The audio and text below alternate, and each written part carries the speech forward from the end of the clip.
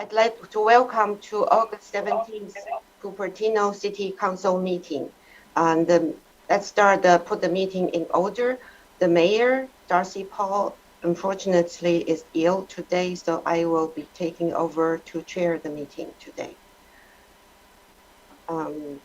So Kirsten, could you please provide some about the public comment and dialing in instructions? Yes, Vice Mayor, would you like me to conduct the roll call first? Oh, yeah, let's conduct the roll call first. Councilmember Moore? Here. Councilmember Way? Here. Councilmember Willie? Here. Vice Mayor Chow? Here. Well, we have ceremonial matters first, but just to note, if you'd like to speak on any item under the agenda, please use the raise hand feature or press *9 if you're calling from your phone. And the Vice Mayor will call on you in order that your name appears in the queue. And you have 3 minutes to speak. Yeah, thank you, Kirsten. So the first item is presentation from Santa Clara Valley Urban Forestry Alliance on the raising awareness to protect and expand the urban tree canopy for our region. Greg? Yes. I'll let Greg. Thank you, Vice Mayor. We have a special guest with us tonight from the County Office of Sustainability, Olivia Rodriguez, who works with the Urban Forestry Alliance, presented to both the mayor and myself at the West Valley Mayors and Managers meeting 2 months ago, and the mayor asked to have a brief version of that presentation done for the full council and community tonight. Ms. Rodriguez? Thank you, Greg. If my colleague Chris Curry wouldn't mind sharing the presentation, and then we can get started with that.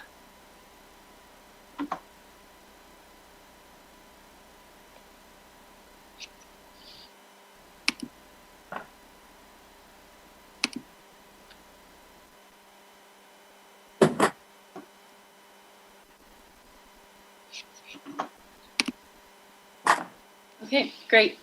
Hi, everyone. Thank you for having me. My name is Olivia, and I'm currently serving as a California Climate Action Corps Fellow through AmeriCorps, and I'm placed in the County of Santa Clara's Office of Sustainability, working on the establishment of the Santa Clara Valley Urban Forestry Alliance. Next. Now, I'm sure that you are all well aware of the benefits of the urban forest, which range from economic, public health, social, and of course, environmental. What I do want to highlight is the current effects of the urban heat island and its projected impacts on Santa Clara County if the urban canopy is not expanded. Urban heat islands are areas that are significantly warmer than surrounding rural areas, even in the absence of a heat wave. This occurs because urban areas have more concrete and asphalt, which absorbs the sun's energy. These heat islands disproportionately affect vulnerable populations. Next, please. This graph from CalAdapt, a program developed at UC Berkeley, shows the historical and projected average number of extreme heat days, those over 95 degrees if all variables remain constant. You can see the significant increase in the number of extreme heat days, from an average of 2 days annually to nearly a month within the span of a century if preventative measures are not implemented. According to the CDC, despite the fact that all heat-related illnesses and deaths are entirely preventable, approximately 600 Americans die from heat-related causes every year, making extreme heat the top weather-related killer, more so than hurricanes and tornadoes combined. Compounding this with the CDC's report that most heat-related deaths occur in urban areas. This trend of extreme heat in Santa Clara County can be mitigated through the expansion of the urban canopy. Neighborhoods with fewer trees and plants feel hotter than those with more green space and vegetation. EPA research has shown that shading surfaces may reduce peak surface temperatures by 20 to 45 degrees Fahrenheit. However, the planting of trees is a short-term solution which requires long-term maintenance and care to eventually experience the benefits. The Santa Clara Valley Urban Forestry Alliance can provide your city with the tools necessary to support and maintain the urban forest that will in turn reduce the severity of the urban heat island effect. Next. The current or working vision for this alliance is at its very basis the facilitation of collaboration and communication in urban forestry management throughout the county. This alliance will be producing database solutions when contributing to the expansion of the urban canopy to combat the negative impacts of climate change, especially in areas where historically vulnerable populations suffer disproportionately. Next. I want to emphasize that there is no monetary commitment associated with participating in the alliance. This program will leverage the resources that already exist and are in place throughout the county. At this time, participants have been asked to commit 1 hour quarterly to alliance-related projects. The alliance's potential structure, shown here, is made up of 6 subjects that will eventually become committees when a governance structure is implemented. We see this alliance as a sort of toolbox of knowledge and subject expertise that can be accessed by any municipality for support during any stage of their urban forestry management process. One of the perks of joining this alliance is the access to these resources relating to urban forestry policy, education, technical advisory, operations, and maintenance that would otherwise come at a high cost. Because other municipal stakeholders have forged the path before you in urban forestry management, the policies and systems that can potentially be adapted for use in your municipality have already gone through a sort of quality control. Additionally, municipalities will have a model for how these systems should function. If your municipality chooses to participate, as you currently are, you'll be supported through the process of leveraging the model work available. This alliance will eventually result in the standardization and centralization of these 6 subjects and transition to operating as a singular entity. Next. The alliance is a new initiative having begun last year. In strategizing for the most effective outreach and engagement methods, we've decided to target municipal level officials in the first stages as they are involved in policymaking and have the authority to sign on to the project. Since its establishment, every municipality within the county has committed to participating, and we're pursuing partnerships with educational institutions and environmentally focused nonprofits. Next. So what is the alliance asking of your council? Firstly, we're requesting that since you currently have an urban forestry champion, that you pursue collaborative opportunities that will positively impact human health via environmental health. Secondly, provide the lived experience to the data results. We need your help in identifying areas with disproportionately low canopy coverage within your city. And finally, be the facilitators between this alliance and the community. The city of Gilroy, for example, has established a Parks and Recreation subcommission for additional participation in addition to their urban forestry champion, as these individuals provide further insights into their field and their community. The details of the facilitation will be left to you all as how best to conduct this. Next. And finally, here is the working timeline for the Santa Clara Valley Urban Forestry Alliance, where I've identified the key stages that have been completed and our projected targets. Because the Alliance is a new project having only begun last summer, the work being conducted now is foundational for the future of urban forestry within the county. We anticipate that this alliance will be a lasting, self-sustaining program that will help improve equity in tree canopy coverage throughout the county and complement current climate change mitigation efforts. And that is the conclusion of my presentation. Thank you for having us, and myself and my colleague are available to answer any questions that you may have regarding this alliance. And Vice Mayor, I believe we have 5 minutes allowed for questions by the council members and public.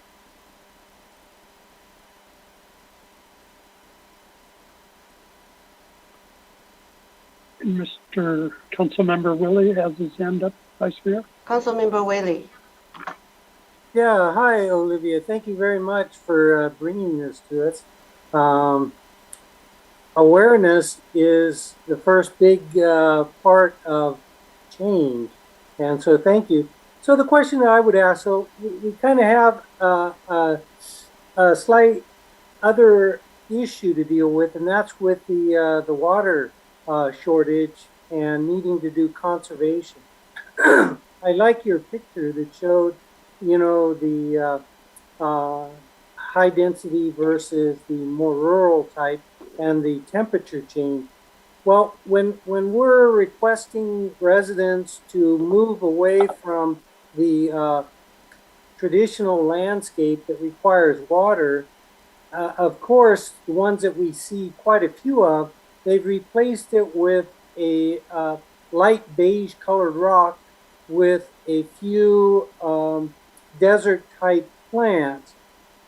have you done some type of look into how does that, is there something better that will still help lower the temperature without the need for tremendous amounts of water?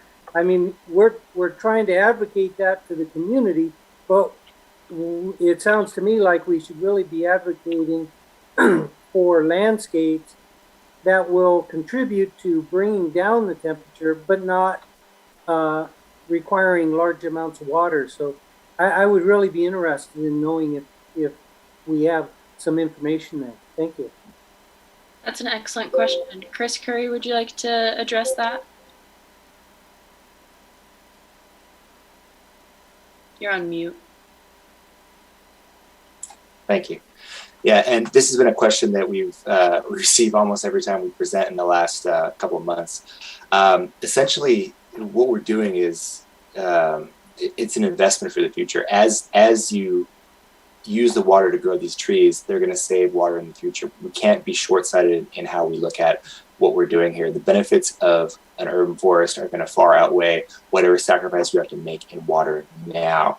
Some of the techniques that we are recommending is mulch while we're planting to reduce water loss for the new trees. Prioritize trees over other types of landscape. Lawn can always come back, shrubs can always come back. That 20-year tree, that 10-year-old tree, that's an investment that we want to keep. So we can always, sacrifice other landscapes. Look into recycled water. Look into gray water use. This is not a short-term solution, obviously, but this is things that we are going to be looking at implementing. The drought-tolerant species, select trees that aren't going to require the same amounts of water, like the redwoods and the elms that we were planting before. Plants of desert species, plants of species that we know are going to be adaptable into the climate we have now and the climate we're going to have in the future. And then maybe just overall upgrading our irrigation systems so we get that savings. That net balance we can go back to watering our newly established trees. Yeah, great. I'm so glad that Cupertino is already committed to this initiative. This is really important. I've always admired other cities with more trees with better canopy spread. So I see that we have 2 public comments right now. If there are no more questions from the council members, I'll go to public comment now. So first, Connie Cunningham. And then I'll use the same tradition as the mayor, that before the first speaker finish speaking, your hand should be up if you want to speak. Okay, thank you. Can you hear me? Yeah. Hi, good evening, Vice Mayor Chow, council members, and city manager. My name is Connie Cunningham. I'm with the Santa Clara Valley Audubon Society, and I've been a Cupertino resident for 34 years. I want to thank you for having this presentation from the Santa Clara Valley Urban Forestry Alliance. And I want to thank you very much, Olivia Rodriguez, for your presentation, and Chris for your answer on that water. That was very, very helpful. Tonight, I'm emphasizing the importance of the urban forest, both native and non-native species of trees, for providing habitat and food for birds. Earlier this year, Cupertino recognized its role in protecting birds with its bird safe design and dark skies ordinance. Cupertino's work on Climate Plan 2.0 must include the tree canopy and wildlife diversity as part of its plan. There is a recent study by the Ecological Society of America, and I did send that link to you so that you can read it later if you like. And a quote from it saying, "Our study provides support for the high value of native street tree species and select non-native species as important habitat for feeding birds." It's good to see that our city work plan 2021-22 includes an item for Climate Action Plan 2.0. This year, engage a consultant and commit staff time to developing Climate Action Plan 2.0. And within that, the goal being one major objective is to identify the economic and community opportunities for Cupertino as California policy points towards neutral emissions in 2045 and net negative emissions in subsequent years. It was good also to see that within the request for proposals that was put out in February, the requirement for resilience and adaptation, basically to establish climate adaptation measures such as green infrastructure and protecting biodiversity that keeps Cupertino residents and businesses safe, productive, and happy. Birds bring us joy. I've said that before. They are wonderful creatures. Their health signifies that our community is healthy. They are a physical embodiment of our commitment to the environment and to health. I support this work plan item and urge that the attention on biodiversity and habitat and food for birds remains at the forefront on everyone's minds. Thank you again for this presentation by the Santa Clara Valley Urban Forestry Alliance. And thank you for this time to speak. Thank you, Connie. Right on time. Next, we have Jill Hallerin. Hallerin, sorry. Yes. Jill Hallerin? Yes. Hi. Thank you. Can you hear me? Yes. Yeah. Thank you. First of all, I want to thank all of you, and I want to thank you for the presentation. I echo what Connie just said, and also I appreciate the question brought up by Council Member Willie, and how it was answered by Chris about the trees retaining water in the long run and helping with droughts. And I was going to bring that up. But the other things, by the way, I'm also a more than 30-year Cupertino resident, and I'm also a member of Santa Clara Valley Audubon. But I've always loved trees to begin with. And I just wanted to point out a few more things. Connie mentioned the bird habitat, and that's great. But to me, birds don't only bring joy. Birds, I always say to people, if you don't like a lot of insects around, then you gotta like birds. Birds eat an amazing number of insects. We would really feel the difference if birds were not around. Personally, I really hate when they fog with insecticides for many, many reasons. The more birds you have around, and actually reptiles and amphibians too, the fewer insects you'll have around. And that is really absolutely true. Biodiversity is also important, but I want to bring up a couple more things about having a really rich urban canopy. One is many studies have been done about traffic calming, and trees planted along roadways have been proven to be traffic calming. I also want to point out that it's amazing how much they lower ambient temperature. I remember one time driving with my sister. We were driving on a freeway on a hot day, and temperature, she had one of those thermometers that show what the outside is, the display in her car, and it said it was like 100 degrees, I forget, something like that. And when we turned off the freeway onto a very leafy green area, a town with a ton of trees. I don't remember which town it was now, which city, a ton of trees. It went down about 15 degrees. It was amazing. And we opened the windows and it just felt so good. The air was breezy and cool. So it really brings down trees really bring down the ambient temperature. They can actually even affect how much you need to use air conditioning, whether it's an office building that has a lot of trees near it or a home. It really does make a difference. Another thing is, it's probably worth mentioning that having a lot of trees in your city can actually boost property values. And I've noticed that simply by observing wealthy towns and towns with low incomes. It's just very stark, the difference. The wealthy towns have a ton of trees and they look beautiful, and it's probably much easier to sell a house when you're showing that, look at this leafy street, than when you're showing us. And I always am heartbroken when I see a street devoid of trees, and I see way too many of those, even in Cupertino. But I'd like that to change. I wrote a note here, and let's see if I can read my writing. No, I guess I covered everything. So that's all I wanted to cover. I really support this initiative, and thank you so much for your time.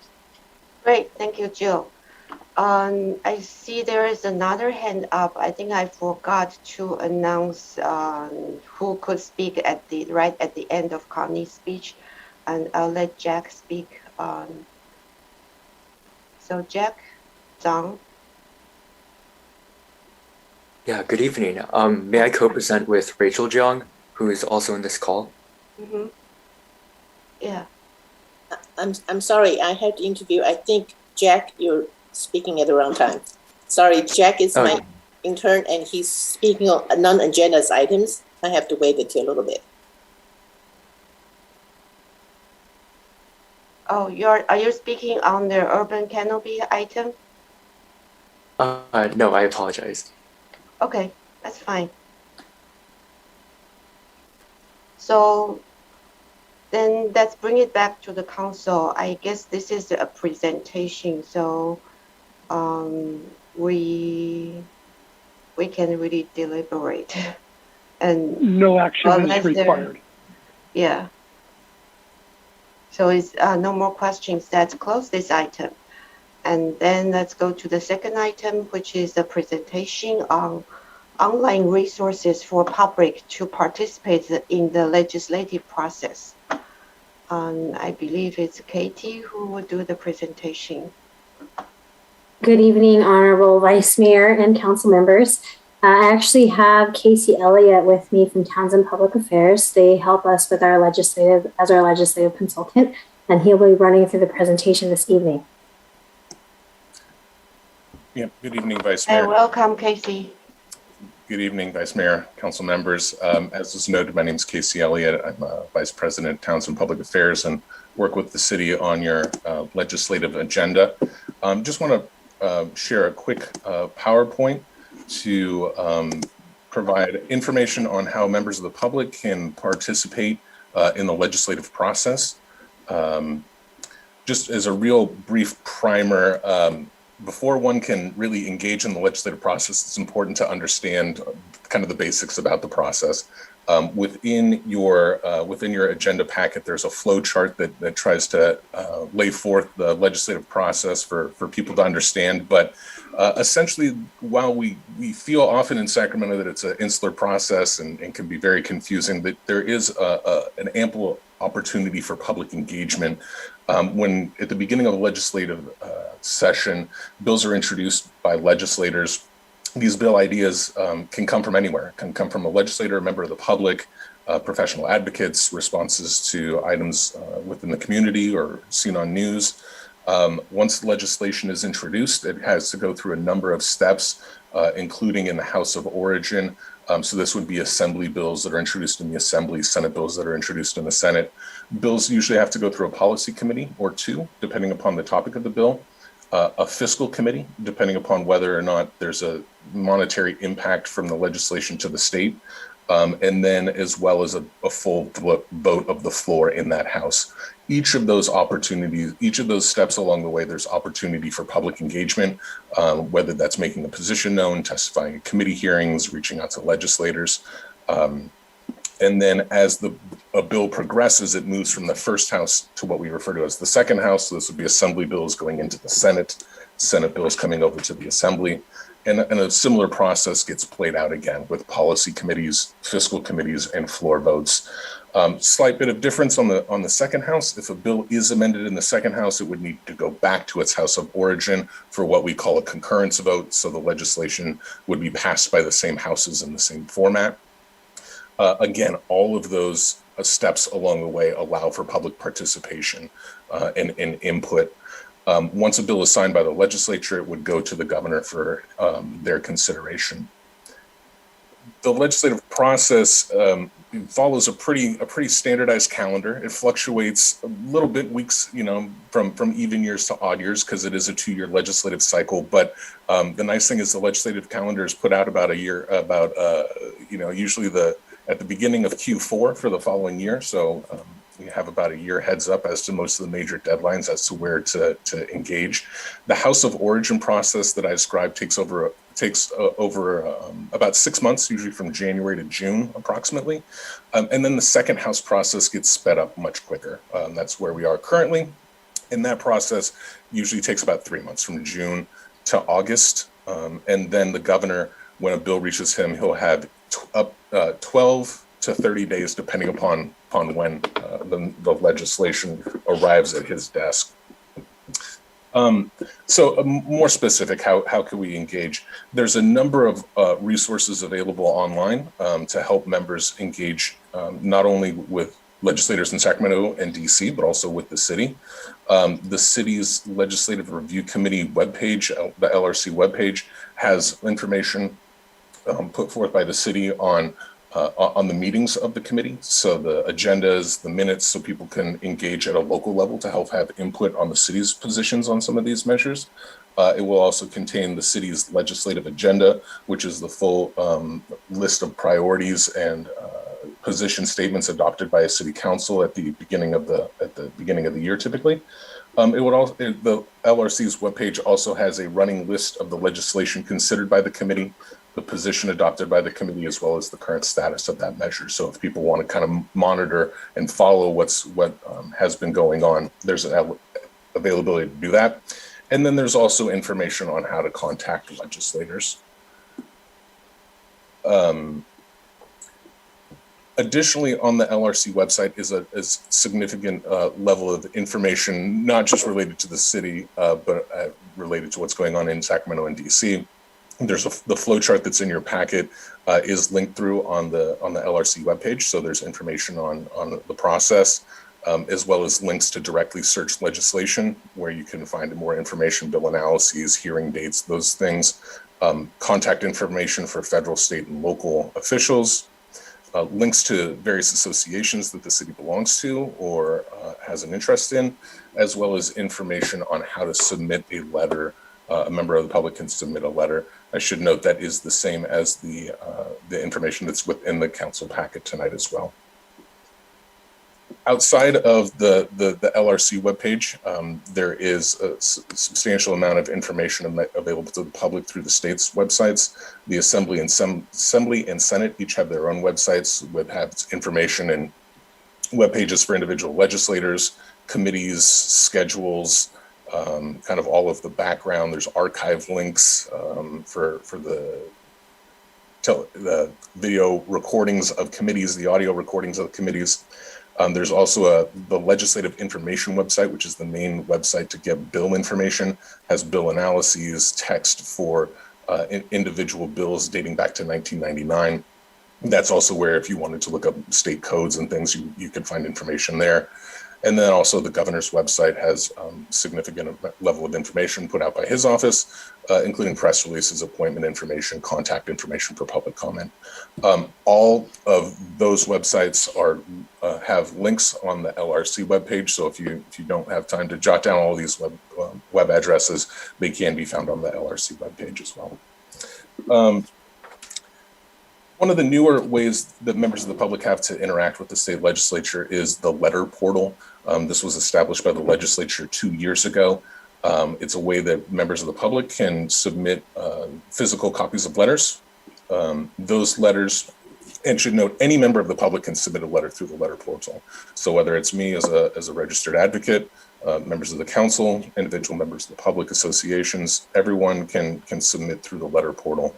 The information within the portal, once it is submitted, stays within the portal. So it's accessible by legislators, their staff, committee staff, and that information stays within the portal so they can see those things as they as they move over time.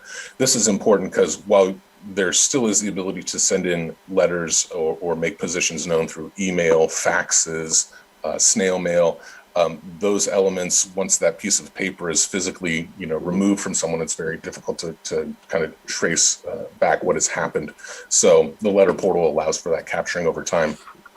To participate in the letter portal, it does require a one-time registration. And then after that, you can just sign into an account and post.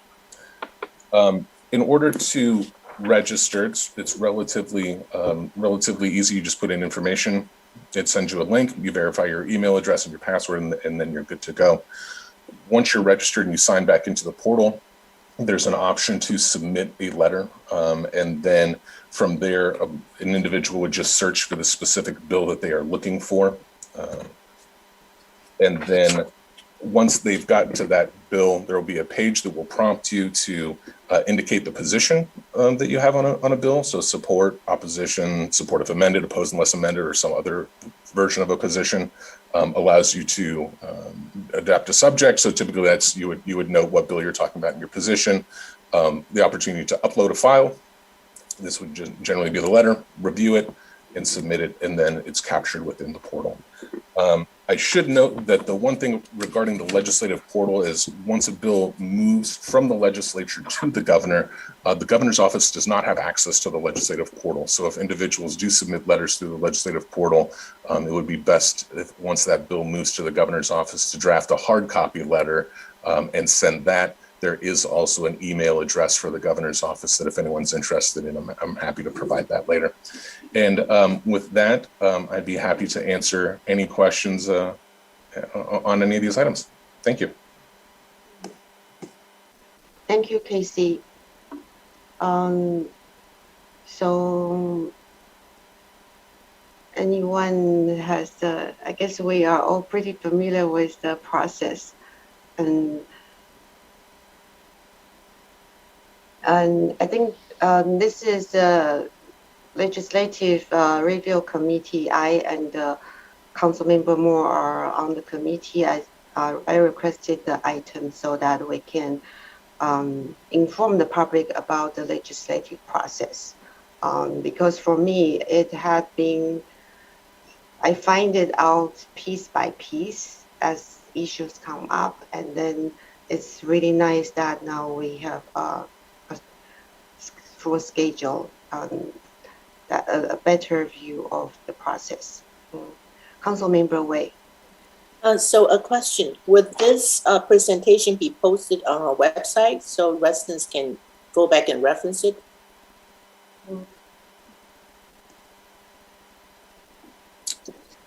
I can see if that's something we can work on with our video team, but we definitely do have the how-to and the step-by-step instructions posted on the website. Okay, great. Thank you. Thank you, Katie. Yeah, it will be great to cut this out as information. So I guess I don't see any public comment. I do have a question that, so the legislative season for this year is almost ending, right? And then but the governor, I understand it ends around it's the end of August, it ends, and then the governor will sign the bill by September 30th. So. Yeah, this year, since it's the first year of a legislative session, the session adjourns this year on September 30th. Or excuse me, September 10th, wishful thinking. And then the governor will have 30 days to act on legislation. So the governor will have until October 10th to sign or veto all the bills pending before him. Mm-hmm. I see a hand from Jenny Griffin. Oh, thank you. Hi. Can you all hear me? Yes. Oh, good. I still don't trust this little tablet. Thank you, Vice Mayor Chow. This has been very, very helpful. I thought I learned about the legislative process when I was in school, but this has just provided so much more information. And believe me now, we're living in very political times. There are things happening around the world where we have to be aware of how things work in our country and in our state. We have some very overwhelming things happening in California now. In terms of what is happening with the governor's recall, I have received both of my ballots, my permanent one, etc. But if the governor is recalled, I guess this is for Casey, if the governor is recalled on September 14th, God forbid, how does that affect his ability to sign bills? And when would any changes actually be happening in terms of a change to a new governor, etc.? No one's talked about this, and we have some very critical legislation that is floating around that might or might not be signed. Thank you. Yes, real quickly, while the election is on September 14th, counties have some time to verify ballots, count their ballots, and then that information is sent to Sacramento to the Secretary of State. The Secretary of State has 30 business days to certify the election, up to 30 business days. So if the Secretary of State took their full allotment of time, I believe it's October 22nd that they would certify the election, and it would be at that point that the governorship would transition over. So as it relates to this year and the bill signing period, Governor Newsom will have, even if he is recalled, he will have adequate time to act on all of the bills that the legislature sends to him this year. Thank you. Thank you. That's good to know. So I don't see any hands up. Thank you, Casey. And thank you, Katie, for your excellent support every time. And Casey always provide us very detailed information on how it works. There are a lot of more details beyond what he presented today. So I'd like to welcome everyone to attend the future Legislative Review Committee meeting, where you can ask Casey more questions about the process of the legislative process. Thank you. Thank you, everyone. Yeah. So now let's move on to item number 3, Proclamation, Acknowledgement, Drought Conditions regarding local water conservation efforts. Greg, or I'm not sure who will be. It will actually be our Director of Public Works, Roger Lee, will introduce the proclamation and receive it from the Mayor and Council, or Vice Mayor and Council. Yes, good evening, Vice Mayor, Council members. I have the positive duty this evening to discuss the proclamation to support local water conservation efforts and to encourage others to join the city in the conservation of this valuable resource. At city facilities, which includes 15 parks, 9 sport fields, and 52 acres of landscape area around our public buildings, we are actively looking for opportunities to conserve water. This is due to our state and county being in a second consecutive year of a drought and the third driest year since 1977. Our conservation goal, while preserving the urban forest, is to reduce water use at city facilities by 15% compared to water used in 2019. And through this proclamation, the mayor is urging the Cupertino community to save water throughout this drought. So thank you.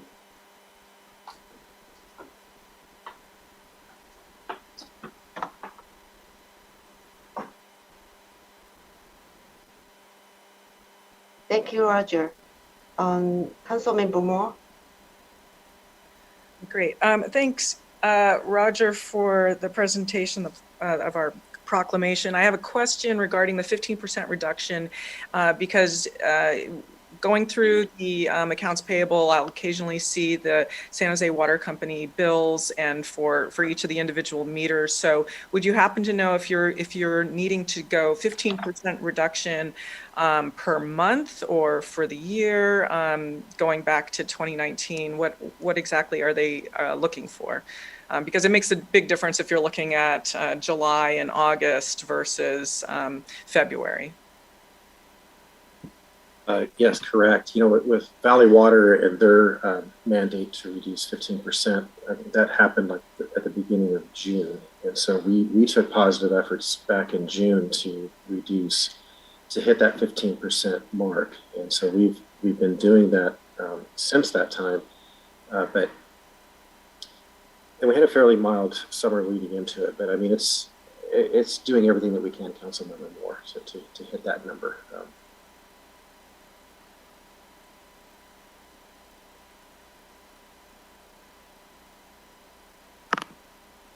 Okay. Councilmember Wei. Yes. So Roger, I have a question because I read in the papers that the Santa Clara County residents actually are not hitting the 15% June reduction this year against last year's June. So, and they said it's pretty flat. So do we have any specific recommendations for our residents how to conserve water on our website so we can advocate it through our personal page or just by email? Yeah, thank you for bringing that up. I mean, the city, we do have a drought webpage that provides the rules from our different water retailers in the city, you know, the odd, even watering days, Cupertino.org/drought. I think, you know, I think as an example, in the city turf areas, not watering those areas that are being programmed, if it's passive, letting them go dry, as was earlier talked, shrubs and turf are things that can get reestablished, but do enough to keep the trees alive. Don't use your hose to hose off the driveway and sidewalks. Make sure you use a positive shut-off valve on your hose. Just don't let it run as you're washing, things like that. And all those details are on our webpage. Thank you. You're welcome. I don't see any hand, no hand from the public. So then I'd like to close this item. Next item 4 is we will have a postponement to consider. This item will be postponed to consider approval of a vesting tentative map to replace a previous vesting tentative map for the Westport Cupertino project. Chris? Yes, just very briefly, just to let the council and the public know that this had been postponed to allow us to complete staff and legal review of the staff report and other materials. We do anticipate the item coming back to council at the next meeting. I don't see any questions and no hand from the public. So, Kristen, let's conduct a roll call. Actually, I guess we need a motion first. Vice Mayor, no action is necessary from council. It's okay. Because this is not an item we put on today's agenda. This is just a notification for the public. It was previously noticed, and so we included it on this evening's agenda since it was noticed for tonight, and it will be renoticed for the September 7th meeting. Yeah. Okay. But the city manager actually continued the item, so that's why therefore there's no requirement action. There is no action necessary by council. Okay. Thank you. Then next we have our oral communication for items not on the agenda. So if you would like to speak on any item not on the agenda, you can raise your hand.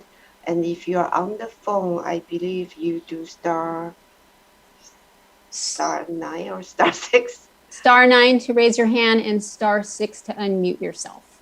Oh, star 9 to raise your hand if you're on the phone. Okay, I see James Apfel first. So if you would like to speak, raise your hand before the first speaker finishes. James? Thank you. Good evening. My name is James Apfel, and I'm honored to serve as a government and community relations coordinator for Bloom Energy, a clean, resilient energy company founded right here in Silicon Valley with nearly 800 local employees. During the past 18 months, we have learned more than ever the vital role of our frontline hospital and healthcare workers, doctors, nurses, lab technicians, orderlies, emergency medical technicians, administrators, and others, all putting our health before their own throughout the COVID crisis. It's why I'm asking you to join me on Sunday morning, August 22nd, this Sunday, for our inaugural Bloom Energy Stars and Strides community run to support and celebrate our frontline hospital workers and the patients they serve. Our ambitious goals for the Stars and Strides community run will be much more attainable with your help and participation. First, our financial goal will be to raise and donate $250,000 for the Valley Medical Center Foundation as they support 3 county hospitals and 14 healthcare clinics.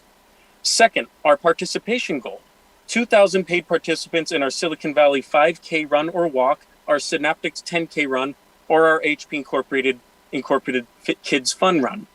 Third, our volunteer goal will be 400 caring volunteers pre-race or on race day to further ensure that our participants are having a fun, safe, and healthy experience. Our Bloom Energy Stars and Strides community run will begin and finish at Discovery Meadow in downtown San Jose, and I'm asking you to join us. If you are unable to attend physically, you can still participate in our Bank of America Step Up in Spirit virtual run. To further ensure the health and safety of our participants and volunteers, we have been coordinating with the County Health Office over the past several months to ensure that all health protocols are met before, during, and after the event. Our community and planet have faced difficult challenges these past 18 months. We now have an opportunity to gather outdoors in a safe setting to celebrate and support our frontline hospital and healthcare workers on August 22nd. Please join us and spread the word throughout our communities. Thank you. Thank you, James. I wish that you could have a PowerPoint presentation with so much information that you have given us. And in case anyone didn't know, you can email your PowerPoint presentation to our city clerk at cupertino.org, and then request that your presentation would be shared when you make the public comments. So I see 7 hands up so far. That Jenny Griffin and calling user 1, Rhoda Fry, Peggy Griffin, Angelique Hauser, Tusha, and Rachel Jen. So we will go by that order. Jennifer. Thank you, Vice Mayor Chow. Hi, I'm Jennifer Griffin, and considering what has happened in the last several days with certain countries around the world, we need to be so happy that we have such a wonderful country as the United States. Every time that I hear things that are happening in the world, I realize how blessed we are to be in California, Santa Clara County, and our beautiful Cupertino. In that light, I am very, very concerned about some of the legislation, SB 9, SB 10, AB 1401, which are going to probably go for a vote this week for the floors for legislation and potentially go to the governor. SB 9 and SB 10 are attempting to build up to 10 plexes on single-family lots. AB 1401 is attempting to take away parking standards for the entire state. I am very, very concerned about the intent of these bills. Many of these bills have introduced the terms by right, ministerial, streamlining, and avoiding CEQA. I believe I have never seen these terms used at all in bills. I don't know why they're there. To me, they're an alt-left attempt to suppress local control. Voters are not getting the ability to comment on or vote on these controlling terms. I mean, you talk about squashing the rights. Afghanistan has some tremendous problems, but I look at by right, ministerial, and streamlining as just as far alt-left taking over control of our state. I want to have a right to say. I have the right to say and comment on and vote on what is happening to my city, and that is being suppressed by these groups. I cannot condone politicians doing this to us. I would like to have an investigation into why we have these terms by right, ministerial, and streamlining. How can you streamline CEQA? We're going to be eliminating every tree in the entire state. So please, yes, these are very, very controversial, but I was educated in Santa Clara County to know that I have a right to say something, to be heard, to listen, to understand, and my vote is being suppressed. Thank you very much.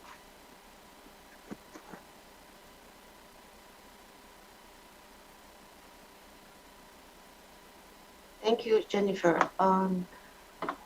Let's go to the next speaker, call-in user 1.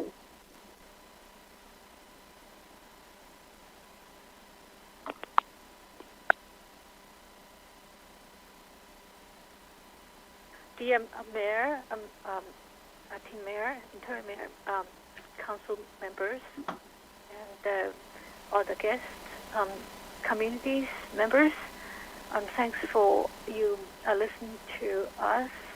And as we mentioned last time, and we were saying that we would like to know the nature of the source, who actually has problem with this. We have a small build-up structure, play structure in the yard. As people know or refer to previous communication, we were both built in a good faith. And the first time, because we were in the just annexed incorporated area and we were misinformed. And the second time, we begged them to give require anything they needed, and they say doesn't need it. And because the torn down the materials new and also it's not for living purpose, and also direct the neighbors, affected neighbors, and they have no problem with it.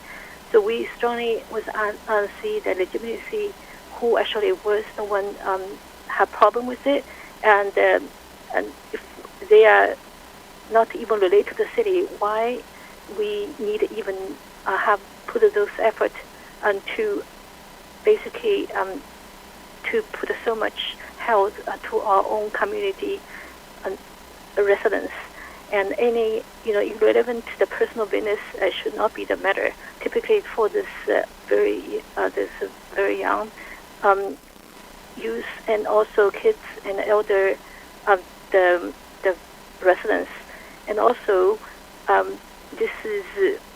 And because the sing board is not the wall, and we're just sitting there, and also lot higher ground than neighbors, it's very easy to be. It's even the small build up about 90 some ish square foot or feet high is easily to be misunderstood and magnified, and we don't blame anybody else.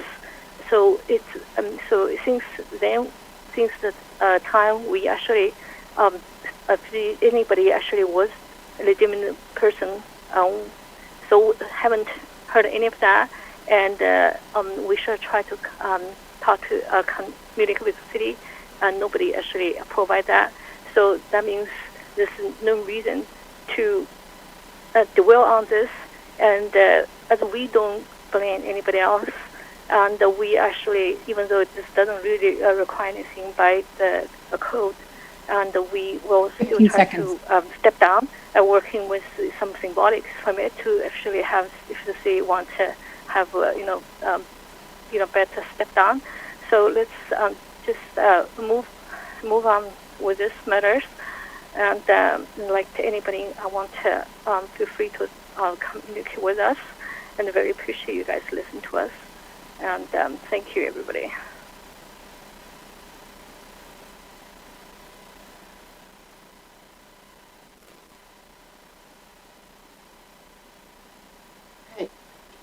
Next speaker, Rhoda Fry. Vice Mayor, could I just ask a quick question? Oh, sure. Question for the city manager. The resident has previously spoken at the council meeting, and we're not really able to comment, nor are we the right ones to comment. Could you provide her, maybe she already has it, but it doesn't hurt to do it again, who or where in the city she would best be submitting her request? Because that may be part of the problem. Thank you. Thank you. Thank you, Councilman. And if I may, Vice Mayor, that's why I had my hand up as well. I would like to encourage the resident to either go to the 311 site or to send me an email at gregl@cupertino.org. So if you could write me at gregl@cupertino.org so we can get your request to the right staff person. We don't have your name or contact information from your presentation tonight, so I need to ask that you reach out to me so we can follow up. Thank you. Yeah, thank you, Greg. So every resident can contact the city through Cupertino 311. That's a really good tool. Thank you for reminding us about that. Next, Rhoda Fry. Good evening. Oh, sorry, I kind of muted you. Oh, sorry. Are we good now? Yeah. All right. Good evening, council members. It should not surprise you that I'm going to be talking about the two quarries. Stevens Creek Quarry has just received a notice of violation from the county. There are 24 building violations, 5 environmental health violations, 9 fire violations, and 5 zoning violations. On August 26th, the County Planning Commission with 2 new commissioners, will be making a consequential decision to determine whether Stevens Creek Quarry is zoned for importing, processing, and reselling rock from Lehigh. As to Lehigh, Lehigh is now running 2 new businesses on site, which in my opinion should not be allowed without further study. First, instead of using on-site materials to manufacture cement, Lehigh is now importing all materials. This is a significant change of use. Second, Lehigh has built a new rock plant that is significantly different from the rock plant that terminated operations in 2011. They probably at that point lost any vested right that they might have had. Lehigh previously produced washed rock and had surface wet rock piles. That's a tongue twister. Now they're using a dryer process and selling unwashed rock. I am concerned that the transportation of this unwashed rock will cause more dust and create more health impacts. Yet BACMed has approved an additional 20,000 trucks per year over and above the 70,000 trucks permitted for the cement plant, along with other uncounted trucks, and let's pile on the 1,300 trucks daily allowed by the county for Stevens Creek Quarry. This new rock plant was permitted through BACMed, and the county has remained mum. Lehigh's application initially failed cancer risk calculations, and BACMed's lawyers called for recalculating. I get worried when lawyers tell engineers what to do. Keep in mind that in 2019, BACMed's lawyers were implicated for wrongdoing in a whistleblower case that settled for $3.75 million. Here's what the lawyers wrote. We can make the case that this calls for recalculating, but not too stridently. We can hear them out and agree to get back to them, and probably it will go, let it go for all the reasons we discussed. Trucks are now spilling on our roads, creating health and safety hazards. This is especially worrisome because most of the calculated cancer risk came from on-site roads. I've sent extensive emails on these issues today for public comment. Please protect our health and safety and intervene. I thank you very much. Thank you. Next, Peggy Griffin. Oh, wait, Greg has some comment. Vice Mayor, as the council knows, the council can't discuss or provide direction due to state law on items brought up under public comment. But since I did want to provide 2 updates to the issues that Ms. Fry raised. One, staff is working with both the city attorney's office and with Santa Clara County Planning to monitor the activities of Lehigh importing cement and the sale of unwashed aggregate. These potential nuisance conditions are being evaluated and will be commented on as necessary. Additionally, the city attorney is monitoring the vested rights litigation between Lehigh and the county as previously directed by the council. I also wanted to share some good news. The council may recall on June 18th that at a special council meeting, you authorized the mayor to submit a letter supporting the county and Mid-Peninsula Regional Open Space District going into a memorandum of agreement to improve ridgeline inspection and enforcement. Our comments, the city's comments, were part of the record based on your action. And a week ago, the Mid-Peninsula Regional Open Space Board approved that agreement. And today, the Santa Clara County Board of Supervisors approved the agreement as well. So just wanted to provide those updates for you. Thank you. Great, thank you for the updates. Next, Peggy Griffin. Thank you, Vice Mayor Chow, council members and staff. A violation of our general plan is about to be made and you need to stop it. What you're looking at right now is from the general plan land use map. It's a close-up of the intersection of Stevens Creek, left to right, and Foothill. And the arrow points to the 3 Bata Brothers properties. Right now, their plans are being allowed to proceed with their plans as an all residential project without conforming to our general plan or requesting the required general plan amendment. Our general plan land use designation for this site is commercial residential, as you see. Next slide, please.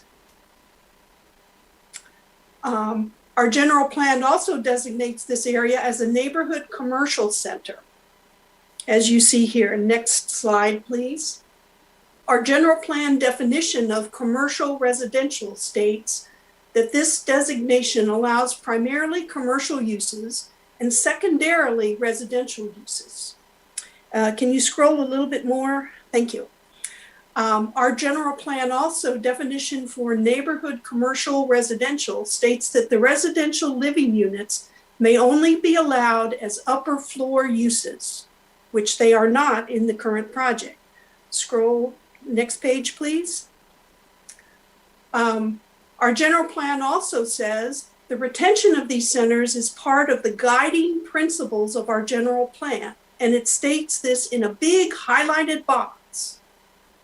So, yeah, and I've got the pages. I'm requesting you stop the progress of the Bada Brothers property development until it comes into compliance with our general plan or obtains a general plan amendment authorization. I'm also asking you to stop the environmental review for this schedule, which is scheduled for Thursday, because the project is not compliant. How can you review a non-compliant project? Thank you.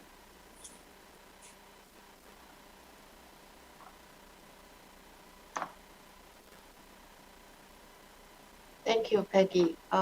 Greg, do you have some updates? Has this project been approved, been through the Planning Commission? No, it was tentatively scheduled, or was scheduled for the Environmental Review Committee on Thursday morning, and tentatively scheduled for the Planning Commission on September 14th. Given other issues, not the ones that Ms. Griffin raised, but other issues that have been identified, we are now recommending as staff that it be continued, but the committee will have to make that decision at the start of their meeting on Thursday morning. Okay, thank you for the updates. Then next, Angela Kauser. Good evening. Hi. Hi, Vice Mayor Chow and council members and city staff. I'm Angela Kauser with the Cupertino Chamber of Commerce, and I wanted to take this opportunity to invite you all to our annual Star Awards, which is on August 26th at Cupertino Hotel by the poolside. So it's going to be an outdoor event.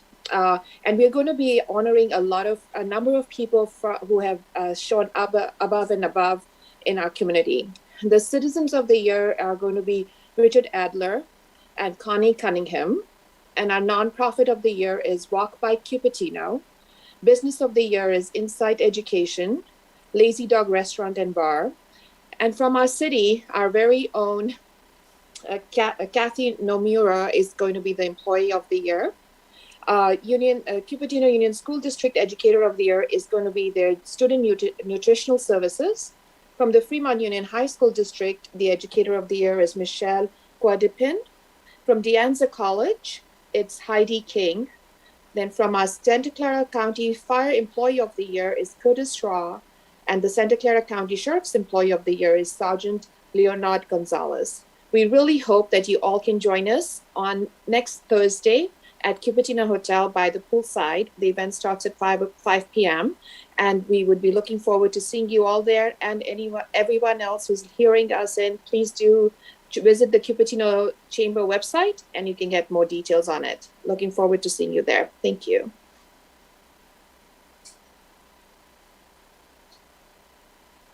Thank you, Angela. Angelique. Next, we have Tusha.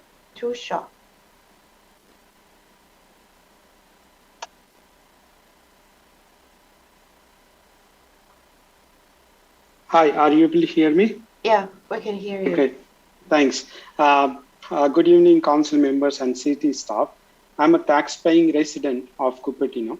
I want to bring to your attention a few shortcomings regarding Chapter 10.48 of the CMC Noise Control Ordinance. I have sent this email to city clerk as well, and they were kind enough to forward it to community development department. So this ordinance doesn't factor distance between commercial and residential properties like other city does, example Los Altos. Also, it does not differentiate between the continuous noise versus intermittent noise. I live at Wood Spring Condominium, which is 67 units condominium on Homestead Road. As shown in the attached picture, I have sent an email. So this condominium building is adjacent to the commercial property, and these two properties are just few inches apart from each other. In my opinion, the current ordinance doesn't correctly differentiate between residential and commercial noise levels based on the distance between them. Recently, I have filed 2 noise complaints with the city. I have again mentioned them on the email. So the noise are coming from Homestead Road shopping stores 22356 and 22352. So their exhaust fans and units are so noisy, but they don't shut off even during night hours.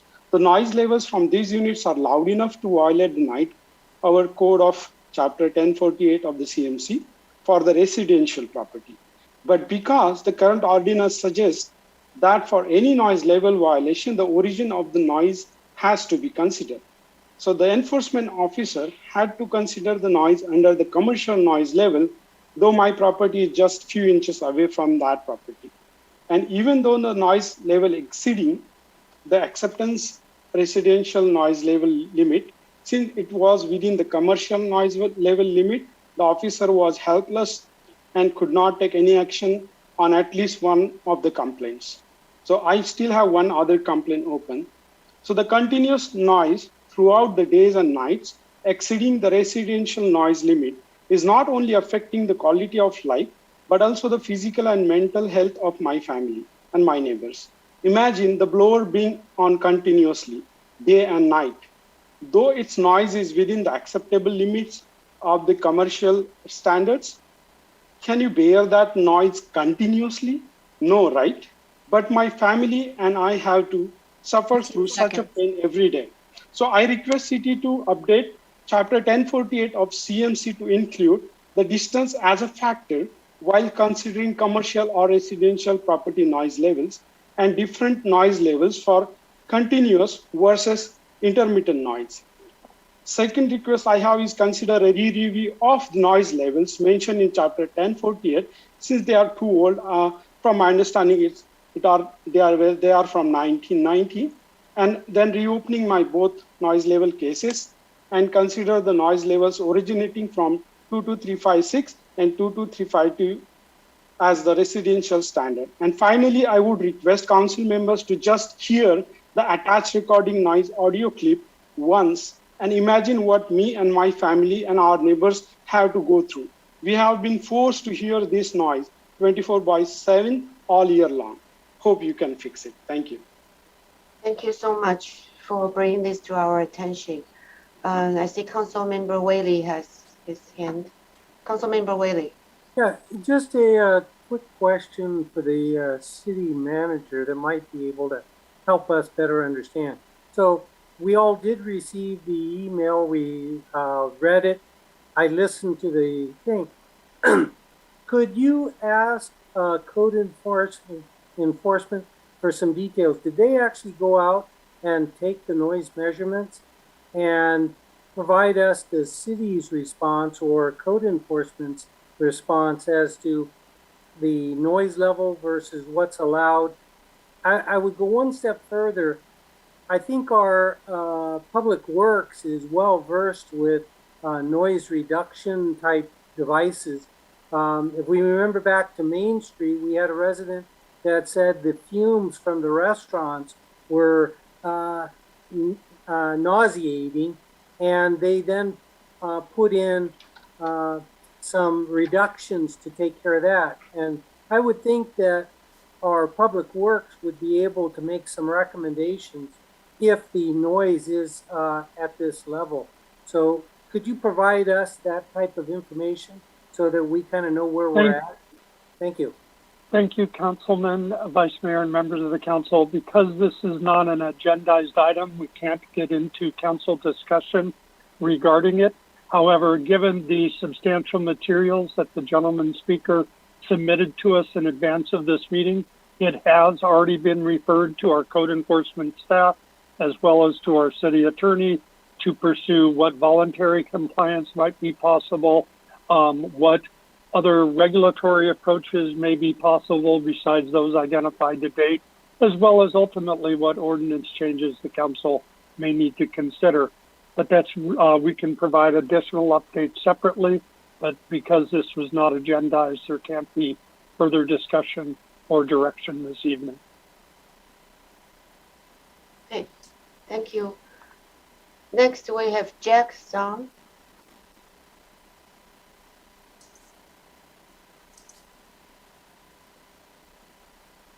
Good evening. May I co-present with Rachel Jiang? Yes.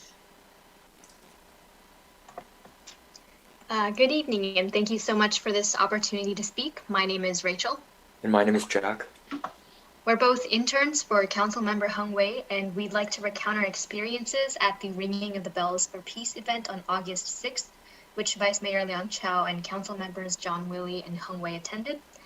The event, organized by Cupertino Toyokawa sister cities, celebrated the 76 years of peace between our two countries. Representatives from each of Cupertino's sister cities, Cupertino, Toyokawa, Hsinchu, and Bhubaneswar, were present, demonstrating the network of support the cities have found from each other. Starting off the event, a proclamation was announced to recognize the week following August 6th as Peace Week for Cupertino and its sister city of Toyokawa, Japan. We had the honor of listening to various speeches given by community members, leaders of the sister cities, and other public officials. In addition to the speeches, attendees then huddled around the stone lantern and the Thousand Cranes display, which are two symbols of Cupertino's sister city relationships with Toyokawa, and rang the bells in her hands for 30 seconds to pay respect to the victims of the bombing of Hiroshima, Nagasaki, and Toyokawa. To end off the ceremony, the event organizers hosted a community barbecue that featured significant dishes that symbolized the bond between Cupertino and Toyokawa. We are grateful to have been able to interview organizers like President of Cupertino Toyokawa Sister Cities, Alyssa Sakas, and Japan's Consul General, Toru Maeda. All the public officials and organization leaders involved were incredibly inclusive as they shared the history and significance of the ceremony. One quote from Mr. Maeda that stood out to us was, "It's important for us to learn a lesson from the bombings of Toyokawa. It's a tragedy not to repeat again." Seeing Cupertino celebrating other cultures was invaluable and incredibly thoughtful. Remembering this darker part of history is necessary to maintain the peace. This was the second Ringing of the Bells for Peace event after last year, and we both support the continuation of this event into the future on an annual basis. This ceremony is a small yet important, meaningful cultural step in maintaining peaceful relations with Japan. Thank you.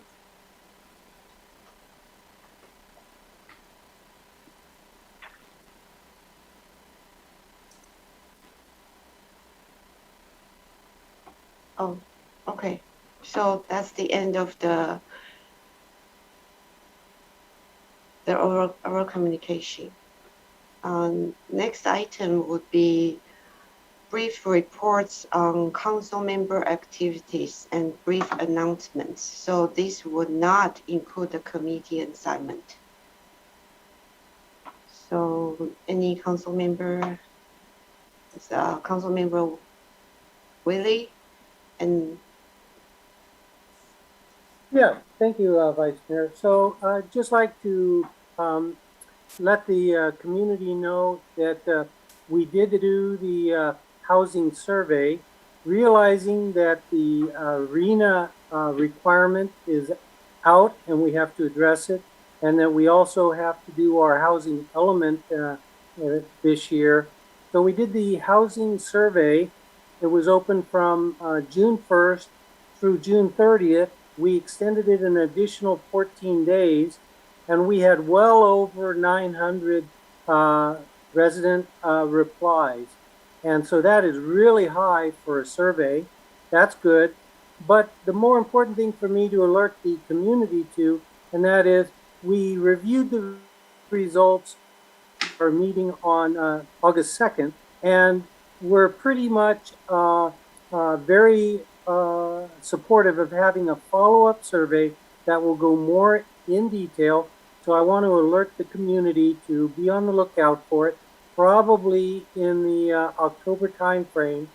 And I was noticing that I'm not seeing the results or even a reference to the survey on our housing website.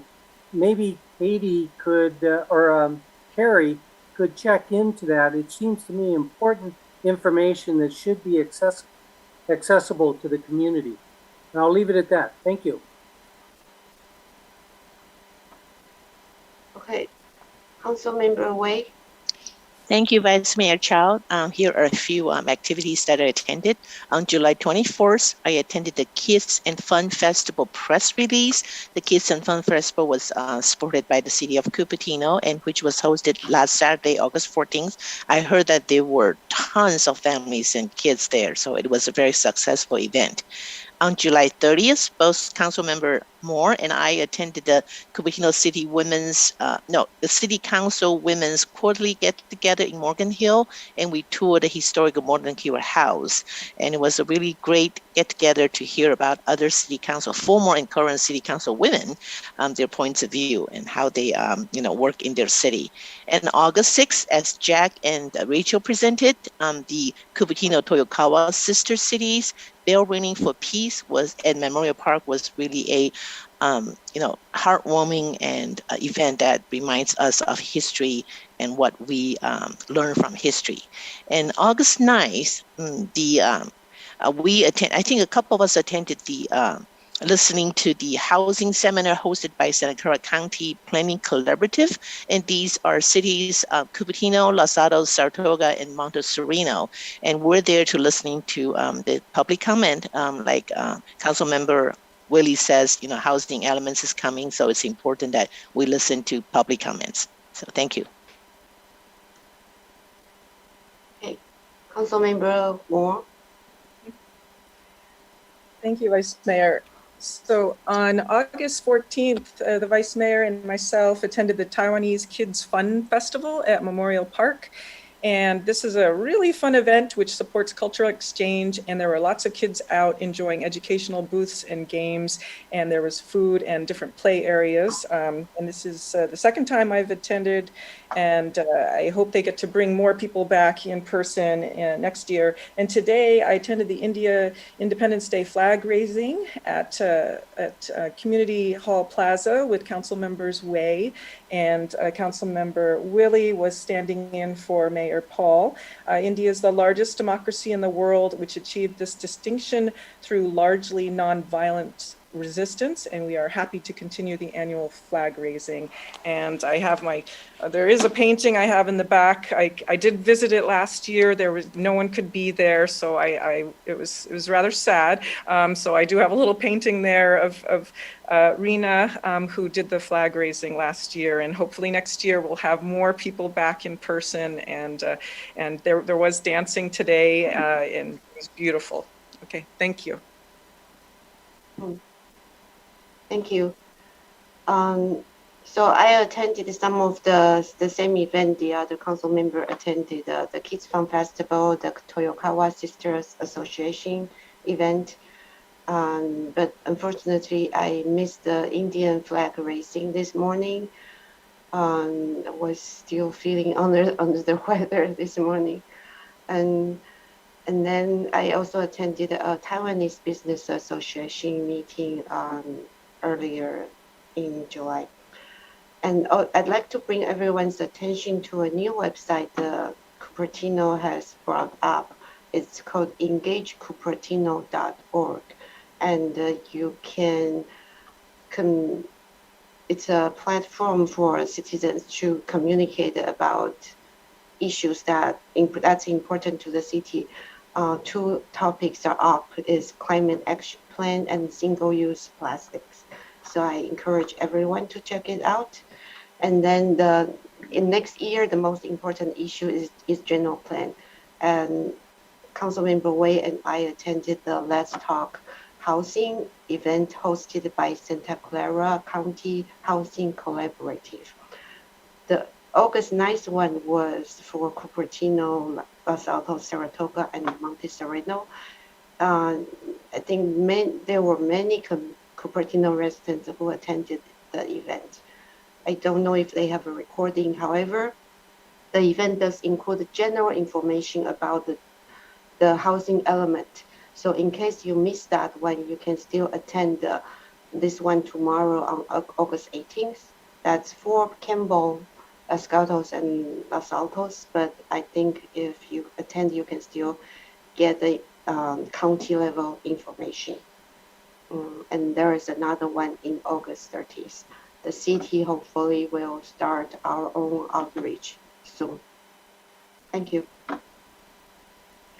Next, I think next we have city manager update on emergency response efforts. Thank you, Vice Mayor. We have a more sobering, but still a brief update on the COVID dynamics for our city and region.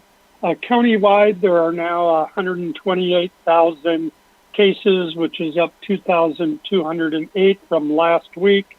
And our 7-day average has increased by over 50 cases to 302. In Cupertino specifically, we have 1,031 cases by zip code and 1,043 by city limits. Both of those are roughly 25 up from a week ago, and 77 new cases up over the last month. So what we're seeing discussed nationally in the news is also being reflected locally. The county has announced that as of Saturday, August 14th, a third dose of the Pfizer or Moderna vaccine is available for immunocompromised individuals. And their county website can provide access to that. And there's obviously national discussion about potential changes for expansion of additional booster doses for broader population. This is actually a piece of good news for Cupertino. We have some census tracts that have reached a virtual 100% vaccination level for those individuals eligible from 12 years of age and older, and our lowest rate remains at 81%. So while we do have growing cases, we do have strong vaccination rates for our community. Face coverings are now required in Cupertino. That led to the change to tonight's meeting. The council had previously hoped that this would be our first hybrid meeting, returning to Community Hall, but the return to face coverings indoor use has let us step back to continuing our remote meetings for the time being until there's a change. It's also leading us to recalibrate some of our services that are provided indoors and how do we maintain safety, particularly in our parks facilities, rather than doing further opening up beyond what we already have. However, we are continuing to accept appointments at the Permit Center at City Hall and for finance and business license and city clerk notary. So we would encourage people to go to our website for reopening. And I'll conclude the COVID update there. But I did want to thank the Vice Mayor very much for highlighting the Engage Cupertino, which we rolled out for the Climate Change Action Plan update process just about 3 weeks ago. So thank you for sharing that with the community. That concludes staff report on this item. I do have a question. So at the Kids Fun Festival, the organizer were very appreciative of city staff for encouraging them to even host the event in July. And because that's our first city hosted outdoor event. So would the city outdoor facilities be open for or not? Or how about Quinlan Center Parks and Rec classes? There aren't restrictions. Can you hear me, Vice Mayor? Yeah. Okay. There aren't restrictions for. Wait, no, I cannot. Outdoor. No, I cannot. How about now? Very faint. There. How about now? Oh no, we can hardly hear you. Let me go back to It's still we can hardly hear you.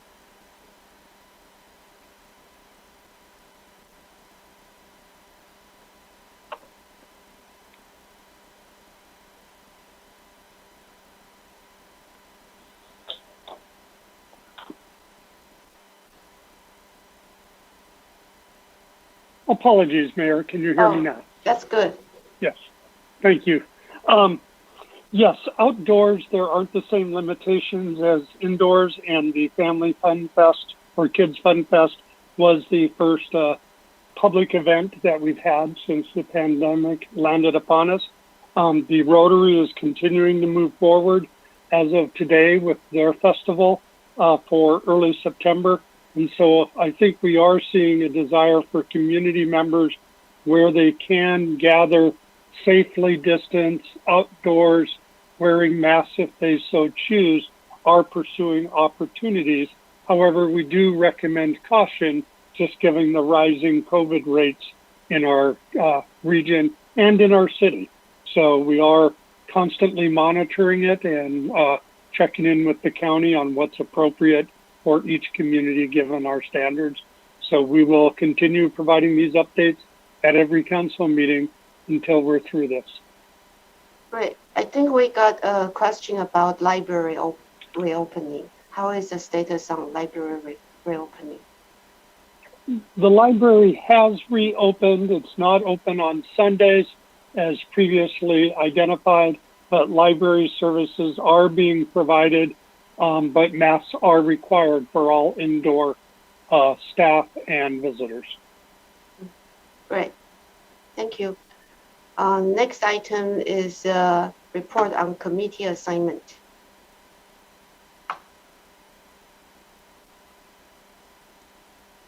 Councilmember Wei. Thank you, Vice Mayor Chow. I attended one committee assignment, and it's the Valley Water Commission meeting on July 28th. We talk about mainly the extreme drought measures as we have presented today. So we'd like to alert the city and residents that we are in extreme drought, and it, we're not rationing water now, but we don't want to get to that. So conservation of water is very important. Thank you. Okay. Councilmember Wiley. Yeah, hi, thank you, Vice Mayor. I'll start with on the 11th, we had the monthly Silicon Valley Clean Energy meeting. Kind of the thing I'd like to point out this time is that there's a new geothermal project that is started construction. It's called Casa Diablo, and it's down near Mammoth Lakes. I mean, boy, climate change, anything we can do to reduce our greenhouse gas emissions. And so here is another place where that is being addressed with this new geothermal project. And 14 megawatts from this project will be going into the Silicon Valley Clean Energy energy purchases. So I like that as the higher point.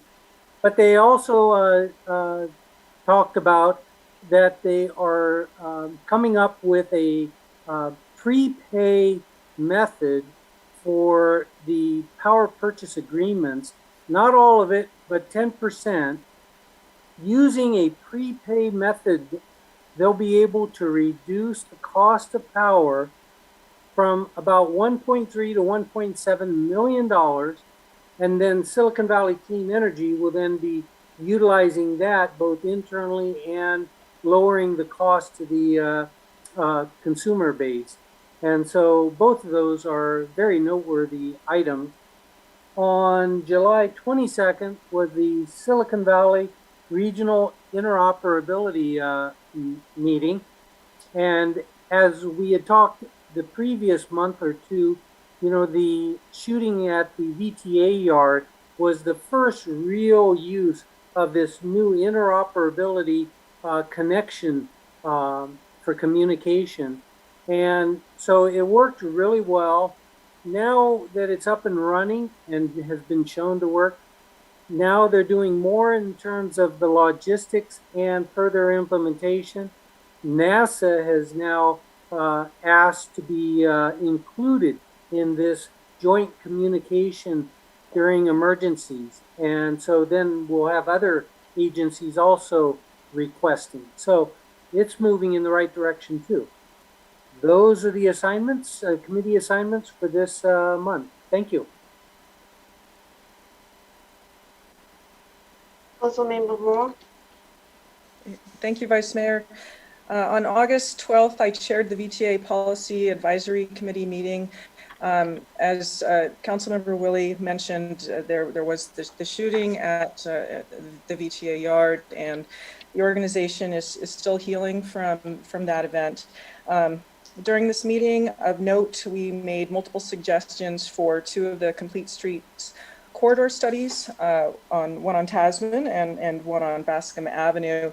And of note, we included requests to make sure there was a holistic approach to Vision Zero, that's to reduce traffic fatalities, water-wise landscaping and trees, and reducing turf in their future plans, which concurs with what we're seeing about the urban tree effort. I have a helper here, so when we're in person, I hopefully will not have this assistant.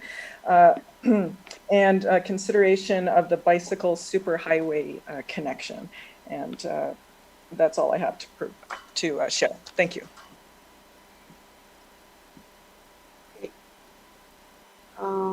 Okay, then for me, on the 23rd of July, we had the LRC meeting. Then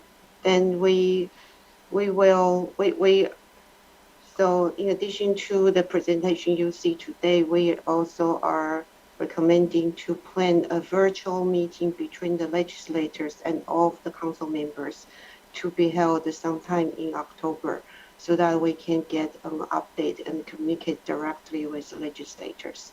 And then also this week, Councilmember Moore and I will be meeting in separate meetings with legislators directly.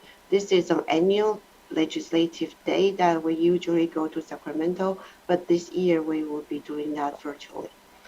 And then on the 28th of July, we had an Audit Committee meeting. There are in-depth discussions on many issues. And we also decided that since we are doing internal audit, there might be upcoming issues. So we will be increasing the frequency of audit committee meeting as required. And we might consider to just increment the regular meeting for next year. And then on the 28th of July, I also attended, I think I got the date wrong. Anyway, the Santa Clara County Airport Roundtable meeting. And there were certain issues that we are writing to FCC later on. And then on the 12th of August, I attended the Cities Association meeting. This is a special meeting on budget concern. The Cities Association and the roundtable together might need to cover the cost of a harassment complaint. So there might be a potential to increase the dues for cities. And on the 11th, so tomorrow Councilmember Moore and I will be talking to legislators in the virtually. Yeah, Greg. Thank you, Vice Mayor. And with your indulgence, our always on top of it Parks and Recreation Director Joanne Magrini reminded me in response to the council question about outdoor activities that we've just ended our series of concerts, and we're now launching this Friday our series of 3 movies in the park at 8 p.m. At Creekside Park. This Friday with Coco, a week later with Honey, I Shrunk the Kids, and concluding on September 3rd with The Greatest Showman. And so we are continuing to provide community services outdoors as we are able. So thank you. Thank you. That's so great to know.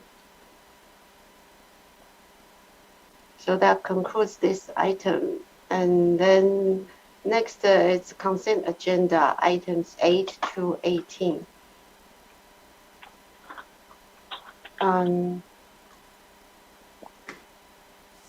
I don't see any public comment for pulling any item. So no council request. Could we have a motion to Council Member Willie? Yeah, I'll make a motion to move and accept the consent calendar. Items 1-8 to 18. 1 to 18, correct. Sorry about that. Yeah. Councilmember Moore. I second that. Great. So Kirsten. Councilmember Moore. Aye. Councilmember Wei. Aye. Councilmember Willie. Aye. Vice Mayor Chow. Aye. Motion carries with Paul absent. Thank you. Next, item number 19 is consideration of a professional service agreement for plan check services for the Westport Cupertino project.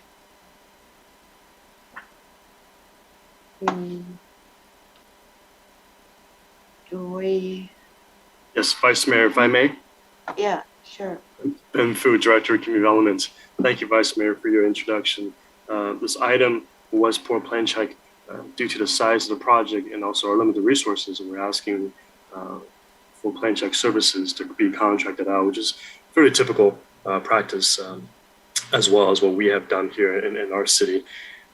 I will also introduce our Assistant Director and also City Building Official, Albert Salvador, to provide you with a few slides, a little bit more detail about how we conducted our selection process, as well as the scope of services. With that, Albert. All right, thank you, Ben. Let me try to pull up this presentation here. I think I have it. You see the presentation? No, not yet. Okay. How does that look? They're perfect. Thanks, all Albert. Right. Thank you. Good evening, Vice Mayor Chow, council members. Albert Salvador has been introduced me, Assistant Director of Community Development. So tonight I'm here to give you a brief presentation for the consideration of a professional service agreement for a third-party consultant to provide plan check services for the Westport Cupertino project. Let's see.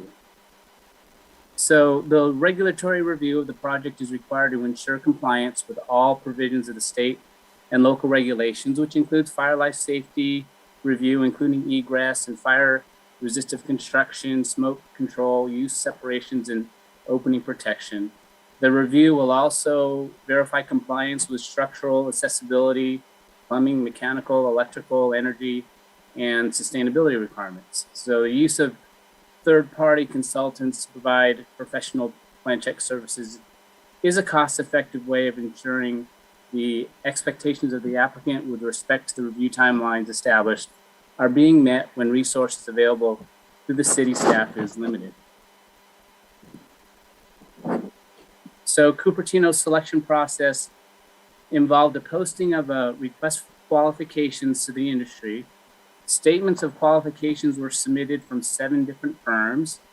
Staff prepared and sent out supplemental questionnaire that required responses from these firms. And a ranking was established based on the qualifications, cost proposal, and responses to these supplemental questions. The final result based on the ranking was the decision to select 2 plan review firms who will be assigned their own individual scope of services of the overall project.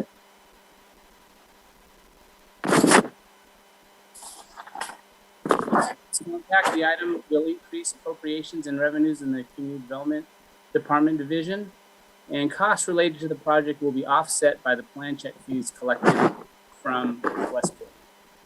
The recommended action tonight is that City Council consider to authorize the city manager to sign a professional service agreement with the companies ICCI and MV5 to provide plan check services in the amount not to exceed $300,000, and consider approving budget modifications 2122-161, increasing appropriations by $300,000 and increasing revenues by $461,000 in the Community Development Department building divisions. Lastly, that concludes my presentation, and of course, I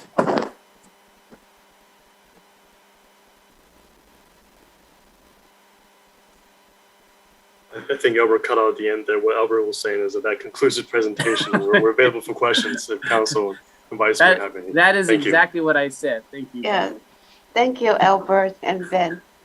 Councilmember Moore. Hey, yes, thank you for the presentation. And I can take this question offline.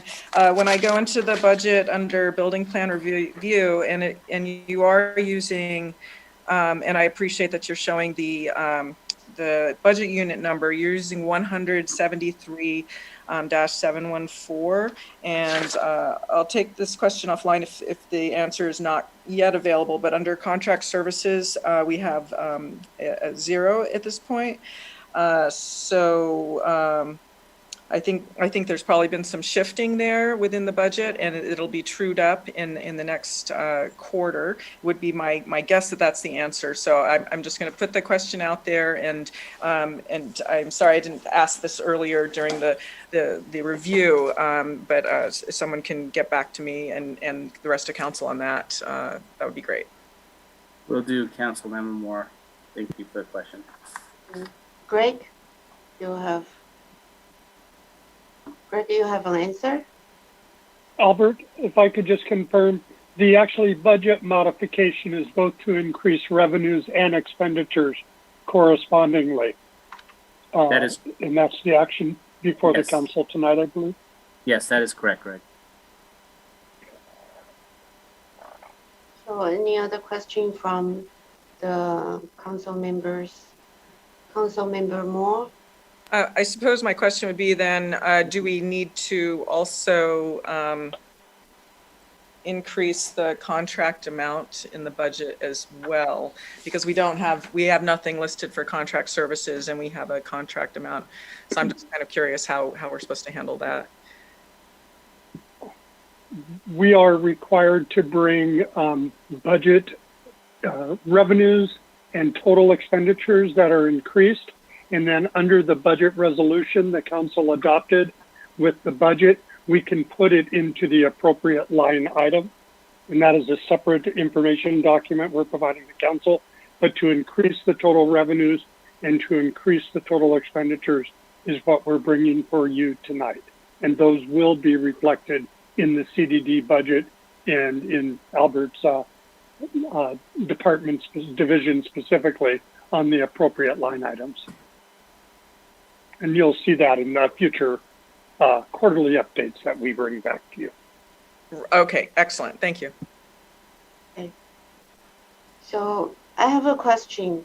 So under the fiscal impact, it is said that the cost would be offset by the fees collected from Westport. So is that the full amount will be offset or partial amount?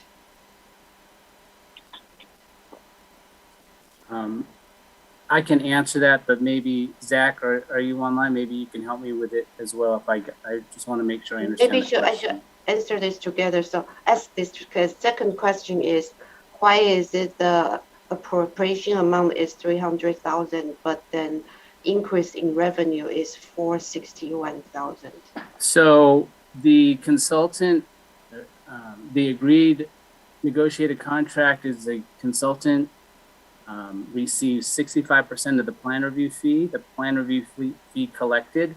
So assuming there's a $461,000 revenue collected in plan review fee, the not to exceed number for the consultant would only be 65% of that, or only $300,000. So our third party consultants only collects a percentage of the fees that we collect from the applicant. 65% of it.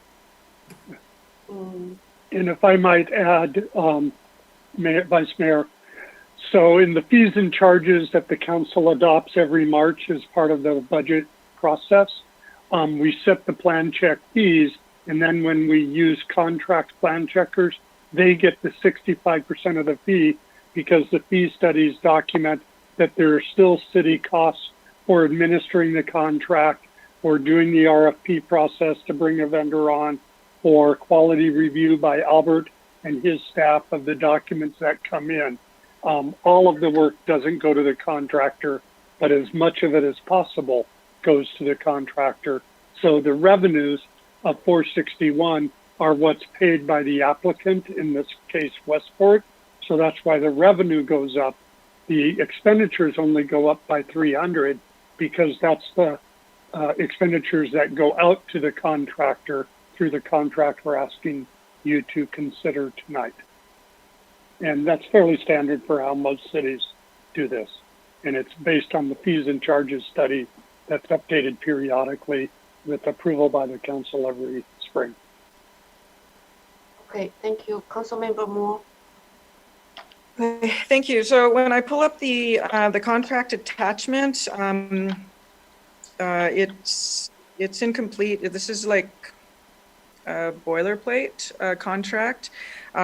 So some of the things I'd be looking for on this contract would be the parties, the time of performance, compensation, the attachment A is usually the scope of work. I don't see the scope of work. There's usually a liability section where the liability insurance is shared.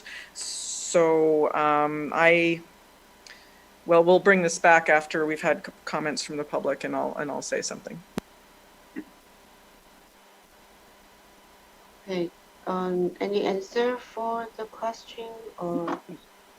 I could just provide one answer. It's why it's actually recommended that the council consider authorizing the city manager to sign the agreement, because as the RFP process was just concluded at last week, it would be my duty, fulfilling this direction from the council, to make sure that the professional standards agreement meets the city's standards and norms, and it would require both sign off by the city attorney, by myself, and by the finance director, per your direction tonight. And we make sure those documents are, the insurance documents, for example, are included in the final agreement.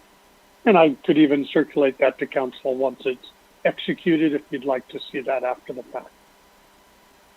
Okay, so I see one hand up.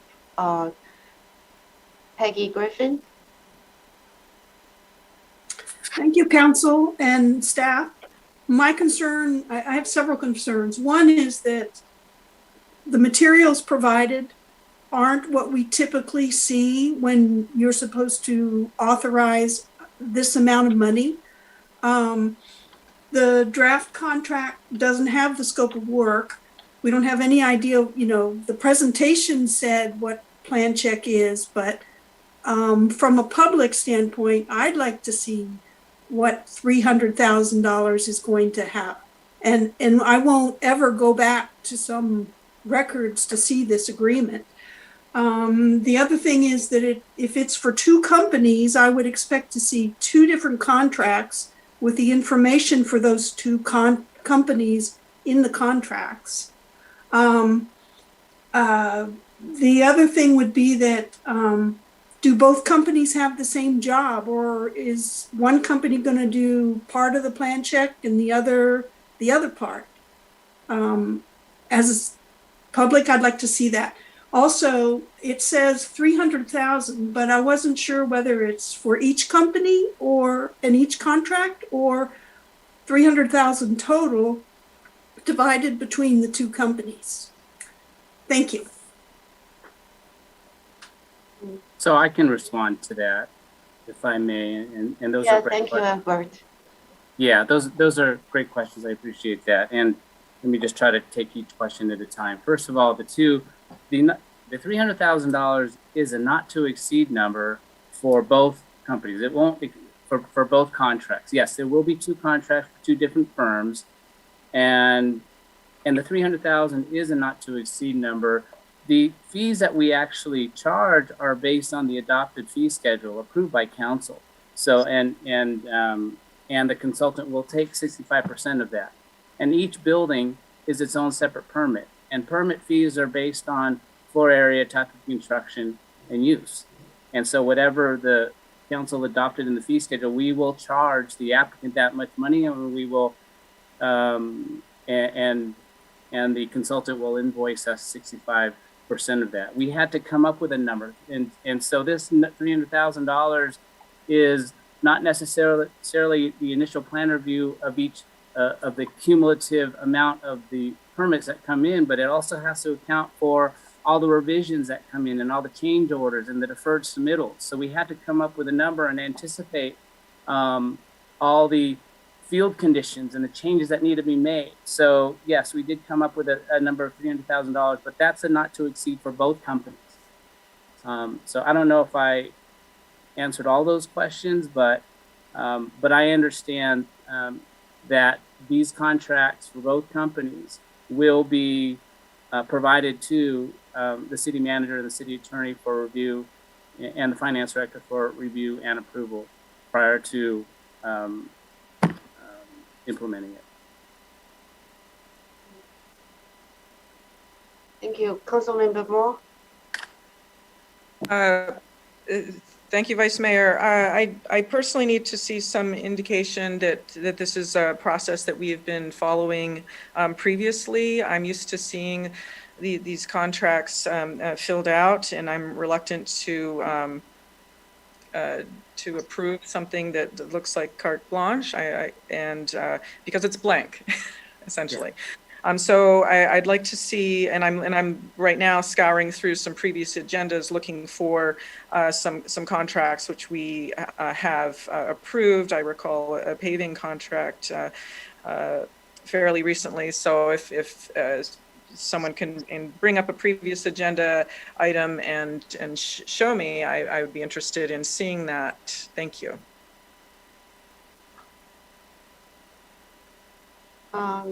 Greg, you have an answer?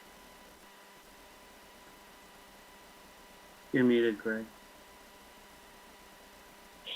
I've used the same process in the two other cities I was city manager of. I would have to defer to Christina or Zach if the council has done this delegation of authority to the manager previously after hearing the scope and vendors and the RFP process, and how recently in Cupertino. Hi, good evening, Vice Mayor, council members. Christina Alfaro, Director of Administrative Services. Sorry, I'm going to go ahead and turn on my video as well. I am actually going to defer this question. I believe it has come up in the past, but it would probably be specific department that could speak to it that may have used this, so either potentially Public Works or Community Development.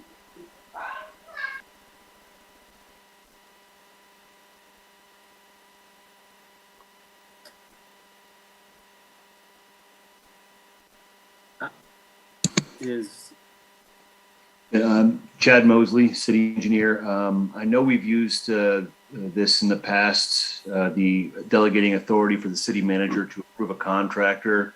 It's typically done to finish off, like usually last minute minor negotiations. And as long as the city manager stays within the contract limits and the intent of the staff reports, he's permitted to sign that on the city's behalf.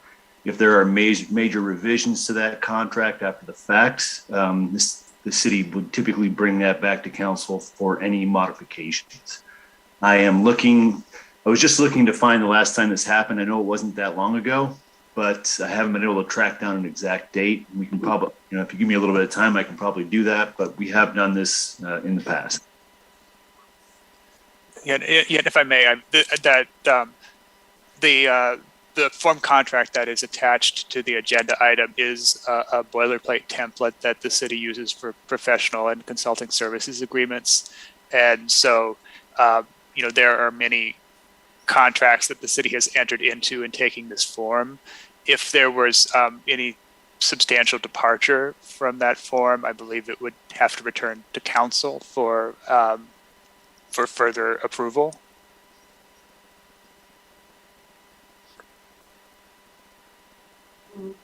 This is used by other cities just as an efficiency tool. However, if the council is not comfortable with it, if I may take the liberty, Vice Mayor, of asking Albert a question. Given the continuance of the vesting tentative map, I know these were both originally going to be heard on the same night. to track in parallel, but there may be less time pressure on this item now, given the other item was postponed to September 7th. So we could always bring the final contract back. I doubt that creates any critical path issues, Albert. No, I'm actually okay with that. Thank you for asking. Okay. So if the council wants to continue it with the 7th, staff is supportive of that. It's council preference. Okay, Councilmember Willie? Yeah, I figure I might as well take the opportunity to ask kind of a clarifying question. I'll start with, I think I'm pretty comfortable that staff has, done quite a few projects, over the years. And so they understand, what's required. I do like the slide that said all the different aspects of compliance that need to be checked. When something's built and it doesn't comply, what do? Tear it down? You need to really make sure that everything is compliant, at the start, at the outset. So with that, back to the kind of the nuts and bolts, realizing that Westport is a fairly big project. I mean, it's got a very large 6-story building at the corner of Mary and Stevens Creek. Wow, I mean, that's going to need a lot of checks and balances. 6 stories, inhabitable. Then you've got the 5-story senior-only building. And then you've got all the row houses and townhouses. But let's not forget, a lot of underground parking. And with that, I would be concerned about the safety aspects of all that. And so, with that being said, have I kind of described the overall nuts and bolts correctly? And the second question would be, what's the likelihood that a project this large, might go, over the total $400,000 requirement? Again, we want to be sure it's done compliantly throughout and not be winding up, shortchanged. And so a little clarification from staff would be greatly appreciated. Thank you. Yes, Councilman Willie, you identified the scope of services correctly, and it is difficult to anticipate the total cost and the total number of applications that will be submitted throughout the life of the project. I mean, the Apple building took 6 years, and with hundreds of different applications for various reasons. Can we hit the ceiling of a $300,000 not to exceed limit? We hope not, but if we do, we will have to take this back to council for any amendments to the contract. So, Greg, you want to add to that? I just wanted to add Albert's closing point there, that this is a delegation, if the council were to approve it, a delegation of authority to execute the contract at the limit specified, not to approve amendments or further increases. Any further increases would have to come back to council. What I would recommend, given the number of questions and given the items still on the agenda, that we bring this back with the finished contracts for both items, and assuming no new issues come up during the course of the final contract negotiations, we'd place it on the consent calendar if there's no new issues, just so we are keeping your meetings efficient and valuing yours and the public's time. Thank you. I see Councilmember Moore's hand up, but I have a few questions that I'll ask first. So the staff report says that it seems the consultants are not selected yet, right? So it will depend on the contract negotiation result. Is that right? No, Vice Mayor. At the time we wrote the staff report, they weren't selected yet. But we did, as of Friday, selected 2 firms, ICCI and ND5. Oh yeah, you mentioned that. Okay. Yeah. And then I understand that we, due to limited resource, we have to outsource sometimes. And Westport is a project that I really want to see finish, but also wanted to be compliant with our city ordinances. And now that it's outsourced, I do have a question regarding transparency, because if it were done in-house, any communication would be subject to public records request. And I think Councilmember Willie had earlier contention with Main Street project because of how the stop line was measured. So I assume that's something a plan check service provider will be checking. So how do we make sure the communication, any of the plan check issue is as transparent as it were done in-house? Yes, and I believe you had the same question for our Valco project, and our answer at that time is all our reviews are digital. We use an electronic plan review system called Project Docs, and all the comments are captured electronically, and all the plans that are reviewed are also captured digitally. So all those records are available to the public, and they are subject to PRA requests. So would there at any time any communication between the consultant and the project applicant directly without CCing the city staff? As long as any communication always CC a city staff person. Yeah, and that was they are in public record. Then. Right, and that was a resolution that we came up with the Valco project. When you asked the same question, I think the response was, as long as we're CC'd on all correspondences, that becomes public record, and to address the transparency issue. So is that a requirement stated in the contract so that it's clear? It is, of course, it's a standard template contract, but we can make sure that it is clarified in the contract as a condition. Excellent. Thank you so much. Councilmember Moore.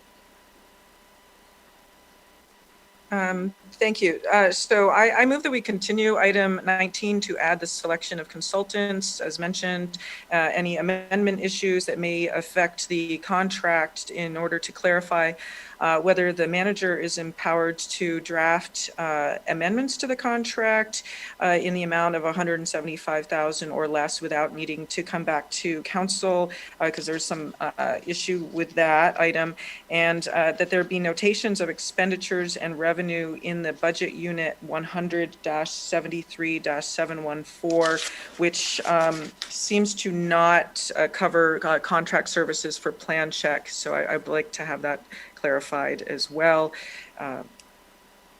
Do I have a second?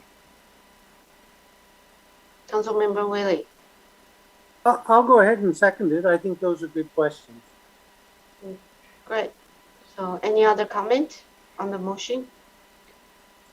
Councilmember Wei. Yes. Let me see if I understand this. We are authorizing, well, the original proposal is authorizing the city manager to work within the, the work agreement with ICCI and NYFU not to exceed $300,000. And the contract will be reviewed by our city attorney, Chris, and the staff. So instead of authorizing right now, the new proposal is to, sorry, Councilmember Moore, can you repeat that again? Oh, thank you. We're simply going to continue the item, get some more information. We have already postponed the vesting tentative map issue. So we do have some time to collect some more information and understand, because the budget unit item for the plan check in our budget amount does not appear to reflect plan check review. So we'd like to have some more information about that. They have selected the consultant, so we'd like to hear some more information, have that put into the contract. and let's see, and show the notations of expenditures and revenue within budget unit 173-714, which covers plan check review. So just to clarify those issues, and the contract amendment question, which has been an ongoing one, which is whether or not the city manager is empowered to amend the contract up to $175,000 without it coming to city council. So far, that has appeared to have been the practice, and it's a little bit tricky here because we don't actually have a contract services line item. So we'd like to see all those questions answered and just continue the item because we have the time. We have a little bit of time here in order to get that information. So the motion is to continue the item with all those questions answered and come back on September 6th. Yes, they're actually not that difficult of questions. It's I might have made it seem more complicated than it is, but it's about 4 items we'd like to hear about. So, and I think we've answered some of them tonight. The only indulgence I might ask is, since we have an extra week before the next council meeting, we might bring the actual contracts back rather than delegation of authority. So I would like staff discretion to be included in the motion. So if we do bring the actual contracts, we might as well. We only use this approach to create efficiency in the system. But if we have the contracts completed by then, we'd bring the actual contracts back. I don't know if someone else needs to make that as a friendly amendment. I'll take it as direction that the maker. Yeah. I think we can leave that up to the city manager. Yeah, of course, if he can deliver more, that would be even better. Yeah. Councilmember Wei, you still have your hand up? Yeah. Sorry, okay, so I personally don't think we even need a motion to bring back extra information. We're just not going to pass this motion as recommended or even agree on it. And then we can just give instructions to city manager and staff to bring back those information so that it would be complete report for the next time. I don't see a need for a motion for this. So that's just my comment. Oh, I don't know, Chris, do we need a motion for this item to continue? So I think you would need a motion to table and continue the item.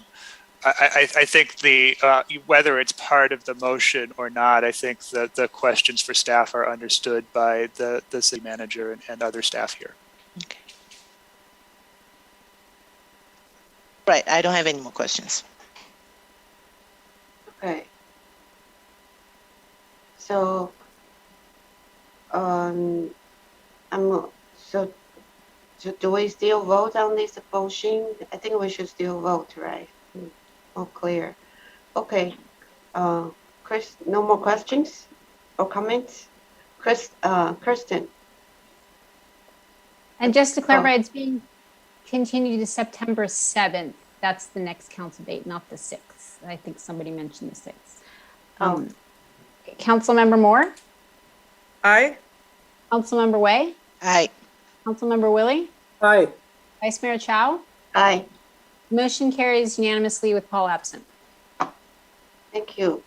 So next item 20, consider modification to the procedures for processing general plan amendment applications to implement the fiscal year 2021 city work program items related to quality of life. I believe we have presentation from Ben. Yes, Vice Mayor Chow, thank you for the introduction of the item. Ben, Food Director, Community Development. As you recall, this item had been before you a few months ago, earlier this year, as well as I believe we had at least one study session prior to that. We collected a number of comments from the City Council, and we addressed those comments in our staff report. I have Eric Serrano, Senior Planner from the Planning Division, here today to provide a presentation discussing some of the details of the changes that we had updated to the program, to the policy. Happy to take any more comments from City Council and or your consideration for adopting the modifications. With that, Eric? Yes, so good evening, Vice Mayor and council members. As Ben mentioned, I'll be presenting on the item tonight. Share my screen. All right, can everybody see that okay? Silence is golden. So general plan amendment authorization process. So this item was included as part of the 2021 work program, as Ben mentioned and indicated in the agenda description, item description. And again, it was presented to council back in February where council provided additional direction to staff. So just some overall background on the project. So the original general plan amendment process was adopted in September 2015. The intent was to provide for more orderly development and for council and the public to consider and comment on projects simultaneously to understand impacts. So if there are multiple general plan amendments coming in, that the city can see those at once. Part of the project was the process is to ensure development improves the quality of life. The idea that development could provide voluntary community benefits to mitigate impacts, things as open space, other community facilities and services were part of those potential voluntary community amenities. Additionally, this process provides the opportunity for early community input. So council and the public can provide comments prior to the formal submittal so that the applicant may have the opportunity to incorporate those projects. And it's also intended to avoid a process that is unnecessarily complex. So the process is meant to be easy for developers and to city to implement and to be transparent. And again, it's also meant to provide council or to allow for the council to provide direction early in the process. It's again part of the fiscal year 2021 work program heard by council in February of this year. And we're just, this report is mainly outlining the updates from that meeting. So this is just where we're at. On the left, you'll see the existing and the right is the proposed. The big changes still from the previous one is that there is a planning commission review in the new workflow. There is a resubmittal where staff is recommending a 3 for projects non-authorized for projects to come back within 3 months instead of 6, but they would still go back to council. And then new process for proposed modifications to authorize amendments. So this step down on the right. So part of the updates from the council direction, these are the few that were given. So notice for the projects is in the manner required for public buildings or public meetings, excuse me. So we did require, or we do require a citywide postcard. That's a minimum of 5.5 by 8.5. We did include a stipulation that if a project or 3 or more projects are proposed that will use a larger mailing, something like 8.5 by 11. There's still a requirement for site signage. That's a 4x6 board that's weatherproof and project website. And then for the city to use our different media platforms to advertise the project. We also work to define substantial compliance with respect to the application submitted after authorization. So this does allow for small modifications to items that do not increase general plan requests. All changes, anything that is proposed from the applicant is still will need to be considered by the Planning Commission and City Council prior to final project approval. There is also a definition for minor amendments with respect to projects not authorized by council at the first meeting. So minor amendments are to address comments from the Planning Commission and or council. An increase or intensification of the amendments requested shall not be considered a minor amendment. These minor amendments are generally more to clarify items that the Planning Commission or City Council addressed during the review process. Okay, with respect to voluntary community amenities, changes to the definition so that the amenities proposed should benefit the residents who live within the vicinity of the proposed project or who are otherwise impacted. There were some staff modifications proposed as well. One of them was that non-authorized resubmittals be submitted within 3 months instead of 6. And then for voluntary community amenities, we made a change to clearly allow for a range of amenities. Also that the term sheet, the amenities proposed could be incorporated as a development agreement or as a condition or condition of approval. There were also clarifications to request modification requests to authorized projects, provides further clarity on how authorized amendments may apply for modification and the processing for that request. Basically, they can go back to council if there's additional amendments requested. So the recommended action from staff is to conduct the public hearing, find the actions exempt from CEQA, and amend the procedures for processing of general plan amendment applications. And that concludes my presentation. Right. So first questions from the council members. Council member Willie. Yeah, thank you, Eric. Could you put your slide back up there that had the existing and proposed flow chart? Yeah. I'll get that up.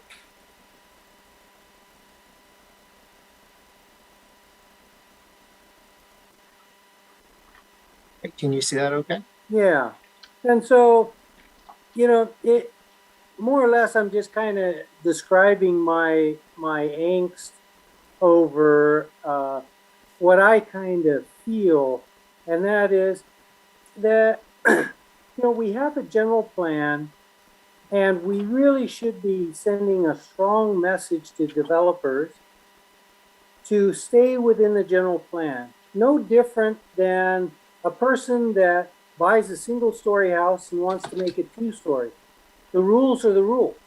And say, well, I want to make it bigger. I want to remove the setbacks. No, the rules are the rules, and you need to adhere to it. Unless you can really show there is an absolute need and a benefit to doing that. And I just have this angst that we keep talking about general plan amendments without talking about that the community expects the developments within the city to adhere to the general plan. That should be first and foremost. And so, you know, I would just say that I would really like a box above the GPA authorization request that says city staff clearly encourages the applicant to bring his project in that meets the general plan, so it doesn't need the general plan amendment.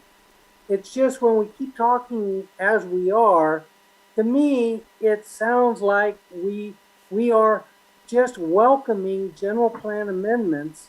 And to me, that's in opposition to the purpose of a general plan. Would it change anything? I don't know, but I feel it's important for me. I'm here to represent the community. Everything I heard, well, almost everything I heard from the community was a strong desire to have development. Absolutely. I heard very little saying no development. It's just sensible growth that meets the general plan requirements.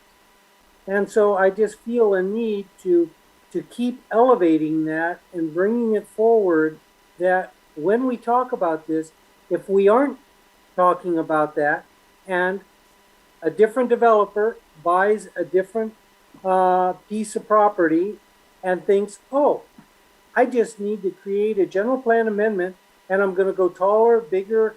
I'm going to not have any retail, make it all just office space or whatever else. You know, I mean, I really feel the community expects a strong push to meet the general plan. And when it's time to update the general plan, when it's time to say the existing general plan needs to be revised for climate change, for additional housing and things like that, it needs to then go through a true community vetting process to change the general plan and say, okay, developers, these are the new requirements. So I appreciate how hard staff is working on this. I just have an angst that, you know, it's seen one way by the developer and it's seen another way by our community. And first and foremost, we're here to represent the community. So I'll leave it at that. I've said my piece and listen to the other councilman, and then we can move on. Thank you.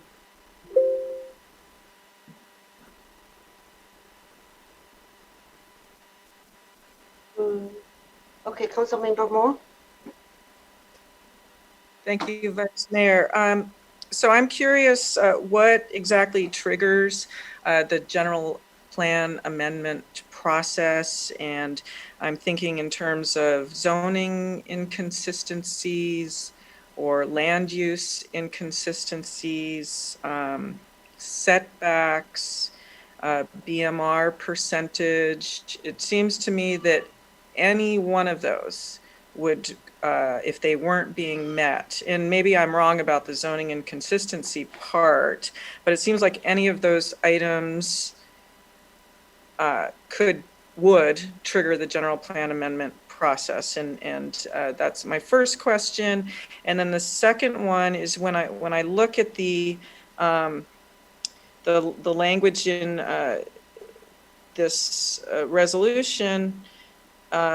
Each amendment application will be preliminary evaluated for the following: general plan goals achieved by the project, including but not limited to the following. It seems to me that the very first item would be more in line with land use and setbacks and BMR percentages, and it almost seems like we're kind of letting the developer off the hook. So anyway, going back to the first question, what triggers the general plan amendment process? Because there was an example that we had from a member of the public, and I'm curious about that one. Thank you. Sure. So things that would typically trigger a general plan amendment request would be a change of land use, height, density. In our community form diagram, we have a slope requirement to be like 1 to 1 on major arterials, or 1.5 to 1 on other areas. So those would be the main things. Zone changes or zone modifications are a different thing as they pertain to the development, but the main ones are setbacks may be affected, but that's based more off the slope requirement in the general plan. Yeah, I could add to that a little bit if I may. Yeah, so I mean, I think Eric's comments are spot on. Is those the kind of general requirements that he's talking about are typically what are found in the general plan, and then more specific development standards are fleshed out in the zoning ordinance, and that's typical, and that's consistent with the Cupertino general plan and Cupertino zoning ordinance are structured. It's ultimately up to the decision maker, approving a project to find general plan consistency, and there's broad discretion given to the decision makers to determine that a project is consistent with the general plan. That said, the Cupertino general plan, like other general plans in other cities, has a mix of mandatory and discretionary policies, and so the amount of discretion that's conferred to the decision maker, whether it's planning commission or city council, will vary depending on the specific type of policy you're talking about. But if there is a requirement of inconsistency, and if there is an inconsistency between zoning and general plan, the general plan, the city is required to amend the general plan before approving a project. Vice Mayor, may I ask one more question? Yeah, sure. Okay, thank you. So what happens if you have a project which it starts off consistent, but the developer chooses to use density bonus law and with waivers and concessions and whatnot, and then it becomes inconsistent because now it's too tall and too dense. How does that require a general plan amendment, and why? If not, why not? And I thank you. Yeah, so not specifically in the case of density bonus law, because the state density bonus law says that it's neither required in many cases. It's not required in many cases. It's not permitted. Okay, and that's interesting because you can end up with a project which never had its the environmental impacts studied at that density, if I'm understanding correctly. If were you to take an SB 35 project, couple it with a density bonus, then you could end up with something that was never studied for its impacts, if I understand that correctly. There's SB 35, and there are also a number of exemptions in CEQA that could, that commonly apply to particularly infill development projects, and in both of those cases there would be the possibility or the requirement that there is no CEQA performed on the project.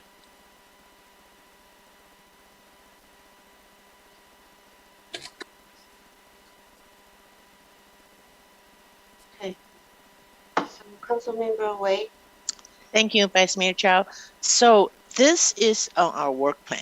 And I understand Councilmember Willie's reservations, but we have general plan. So this is a process. If there is a general plan, a developer that's going to plan something out of the general plan, and we have the council, and actually the new proposal is the planning commission plus the council. We have discretion to review it, to, this is just a gateway program, whether they can even proceed to, with staff to plan things. So I think this is something we have to do. It's on our work plan. I don't think it encourages developers to do things because we are tight. Well, I don't want to use tightening them out. We're adding planning commission on it so that it's a double check. So I actually think this probably tightens up our review of any general plan amendment. Any plans would have additions, and I don't think we're encouraging them, but it is a necessary process that we have to do it. And because we are, I can ask Chris, our attorney, I think this is what a city needs to do, that have a procedure if a developer is developing, or even an individual builder or resident is going to propose something that's out of our general plan, that it's not general plan compliance. So I don't see that it as an encouragement. Even for single family homeowners, they might have something that conflicts with the general plan. They have to come to the planning commission and the city council. So this is actually a good process. It's on our work plan. So, and the staff has done some extensive research according to council input. So I would think that if you have further questions, we can ask the staff. But I think it's probably time that we make this official, because we've been on it for quite a few times. So right now we are at the questioning section. So are there any more questions on the specifics about the staff proposal, or it's actually a summary of council direction and some additional staff edits? So Councilmember Moore. I see we have 3 public comments hands up, but then let's finish question. Any more questions? Okay. Thank you, Vice Mayor. I was wondering if I've just missed this, but do we have some comparison of the cities around us for whether they have the voluntary community amenities portion to consider on the project? And I know that this has been discussed before, about one of the problems that we've seen is that, well, for instance, when you look at school resources, and yes, we want to support the schools, but the school districts extend well beyond the borders of Cupertino. So like with CUSD, you have like 50% within Cupertino approximately, and 50% of the schools are in 5 other cities outside of Cupertino. So that's really challenging to make that equitable, to provide for school resources there.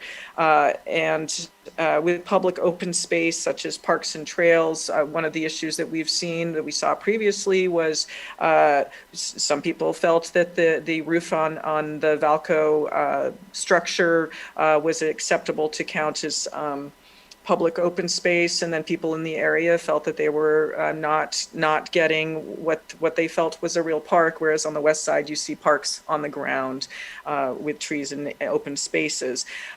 So I've personally have had issue with the voluntary community amenities because it often seemed to pit residents against one another for whomever was going to be receiving those, and people would approve or support a project that they weren't living anywhere near, because they were getting something that they wanted. And I've struggled with this all along. And so are there some comparisons about this, and what can we do to ensure that we don't end up with advocates coming to support a project because they're getting an amenity, not because the project is really beneficial to that area of the city?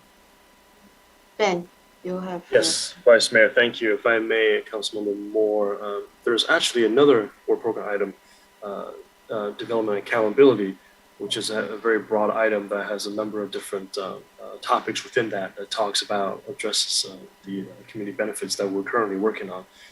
But for this item tonight here, we do not have that comparison study for you, but that's something that, like I said, it's embedded in a separate work program item. We're hoping that with addressing some of the councilmember concerns from last time, that we can collect additional comments from you this time, maybe come back, or if the councilmember wishes to approve this as modified. Because right now we feel like it's an improved process based on your comments than what it's there currently. We will have to default back to the existing process. Okay, so I personally really like the flowchart process that you've added in the Planning Commission step. I think that's great.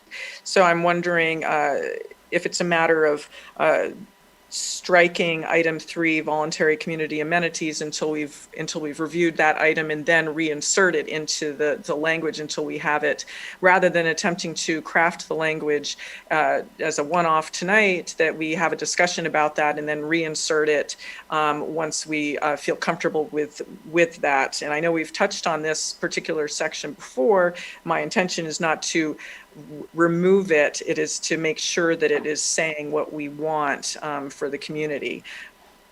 So what do you think?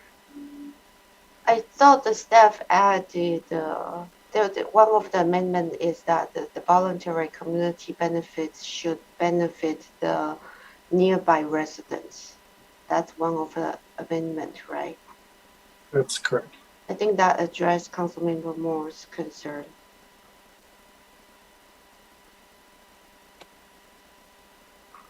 Vice Mayor, if I may. Yeah.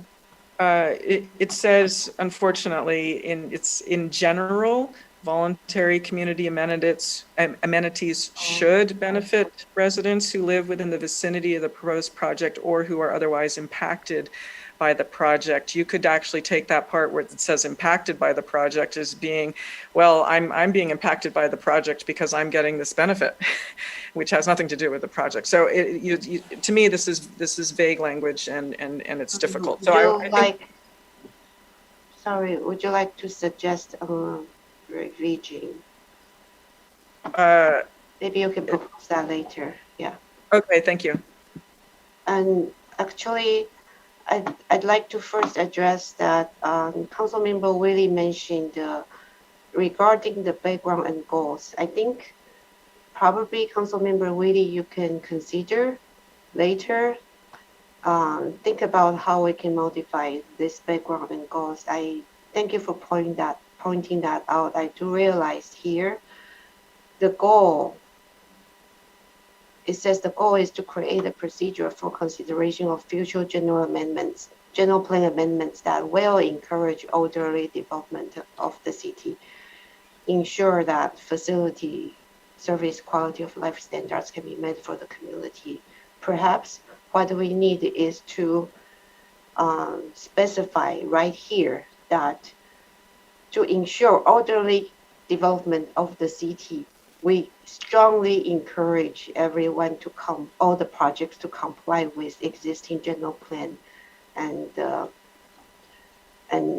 existing general plan, and only in the rare case when there are projects that might benefit the community and will need to have amendment outside of the usual general plan amendment cycle, this is a process to follow. So maybe Councilmember Whaley can come up with some language to clarify your intention in the background box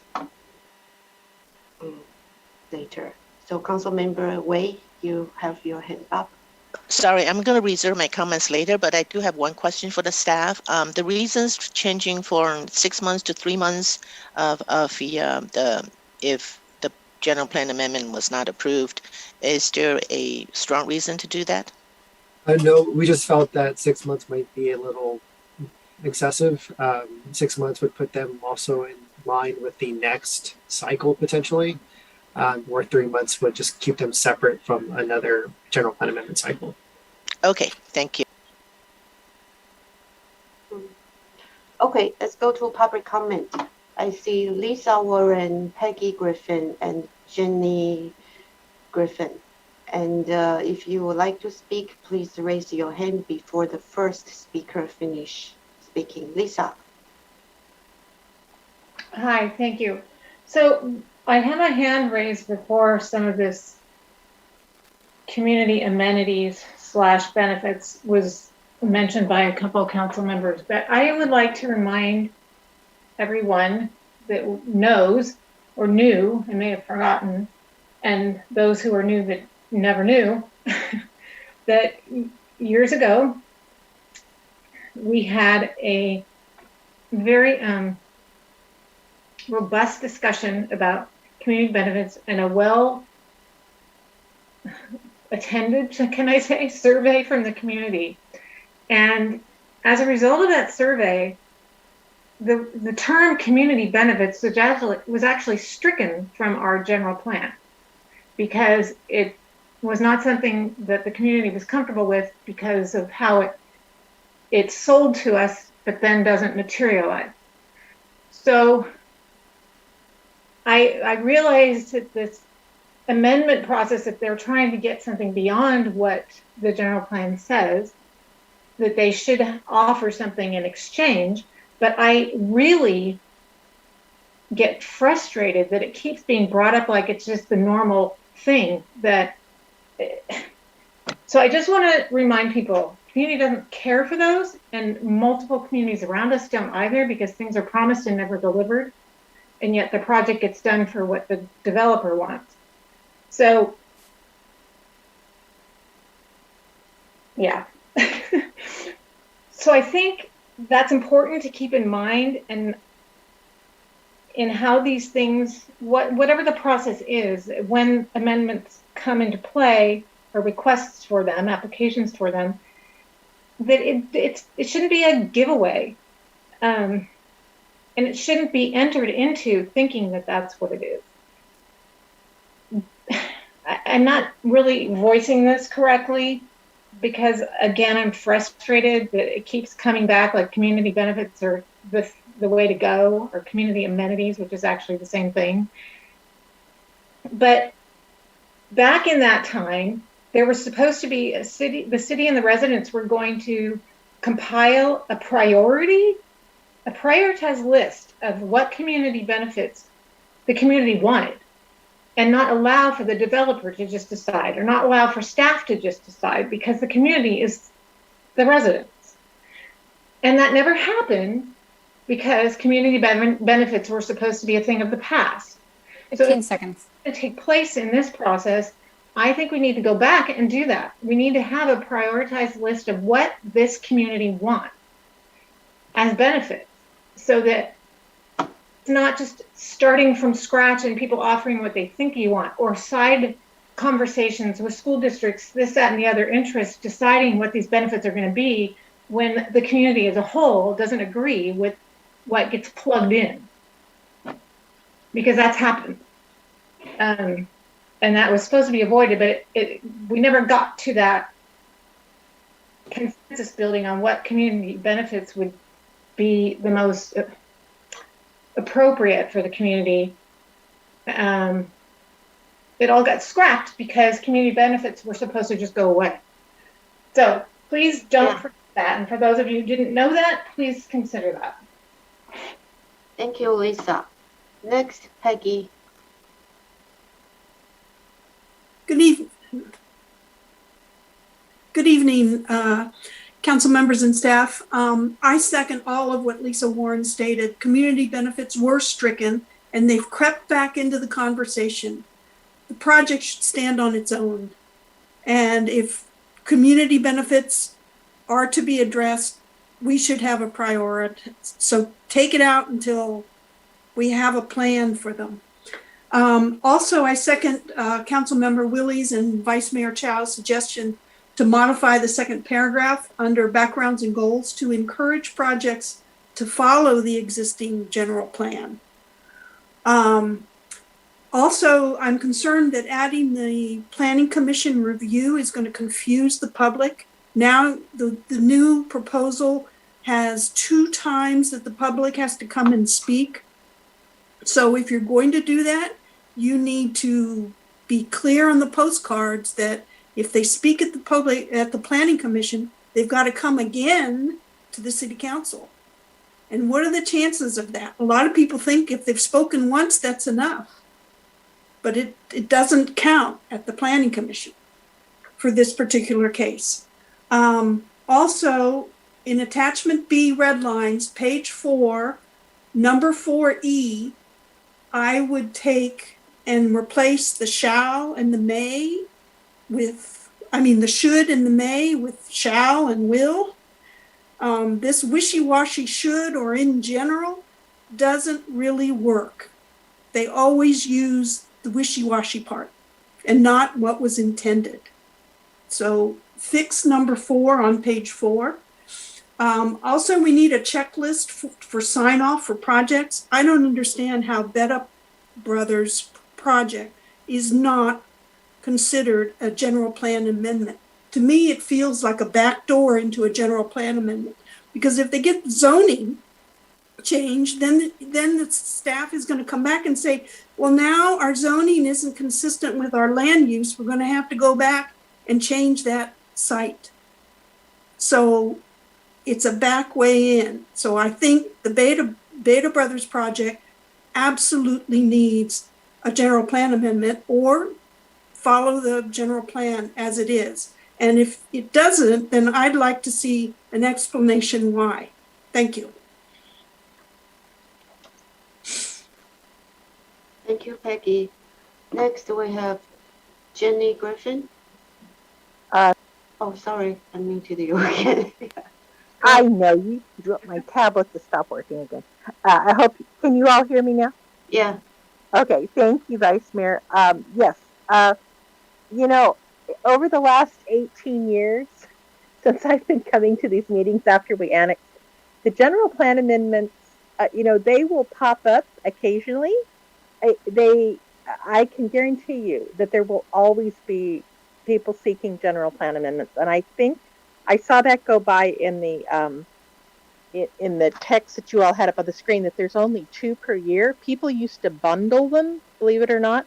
I like the fact, I really do like getting the postcards, lots of postcards, because then you can collect them up and remember the dates. Now that you've added the layer of the Planning Commission, which, I understand it's different, but I think the more eyes on this is the better. These projects, general plan amendments are like cooking something in a crock pot for 12 hours. The more eyes and the more ingredients that you put in there and the more times you stir them, the better they get. But some of them actually wind up just going away. I'm also concerned about, believe me, in the last 18 years, we never had the state housing bills coming in. You talk about throwing in another ingredients to the crock pot, which may crack it. So we, believe me, if 9 and 10 pass, we're going to have 10 units per single family lot. That is going to blow up. We're going to have to hire more staff to try to puddle through what happens. I trying to keep developers to not do general plan amendments is absolutely impossible. There will always be a project that tries to do that, but I'm really concerned that some of the SB 9s, SB 10s, 35s are going to force us to not even do CEQA. We're going to be out of compliance with our general plan amendment. I think it's intended from Sacramento level down, but maybe I'm a conspiracy theorist. But yeah, general plan amendments are kind of like the zombie bills that Scott Wiener introduced us to. They will come back, but if they're cooked long enough and completely, you might have a really good meal out of them. But yeah, and I agree about the community benefits. Those were words that were verboten at some point, so maybe they need to be reworked. Thank you. Thank you. Let's bring it back to the council. Councilmember Moore.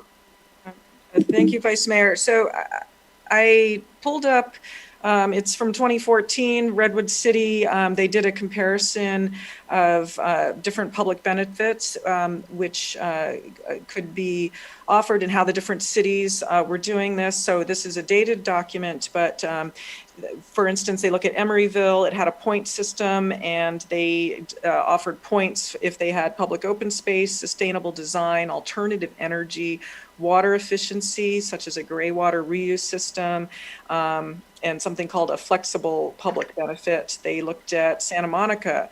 They talked about trip reduction and traffic management, affordable and workforce housing, community and physical improvement, social and cultural facilities, and historic preservation as well.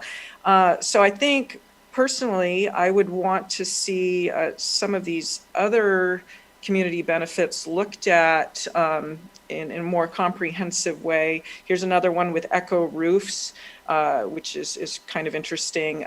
So I think there might be some creative other amenities that we are interested in the community, and that I'd like to see a robust conversation around this particular item.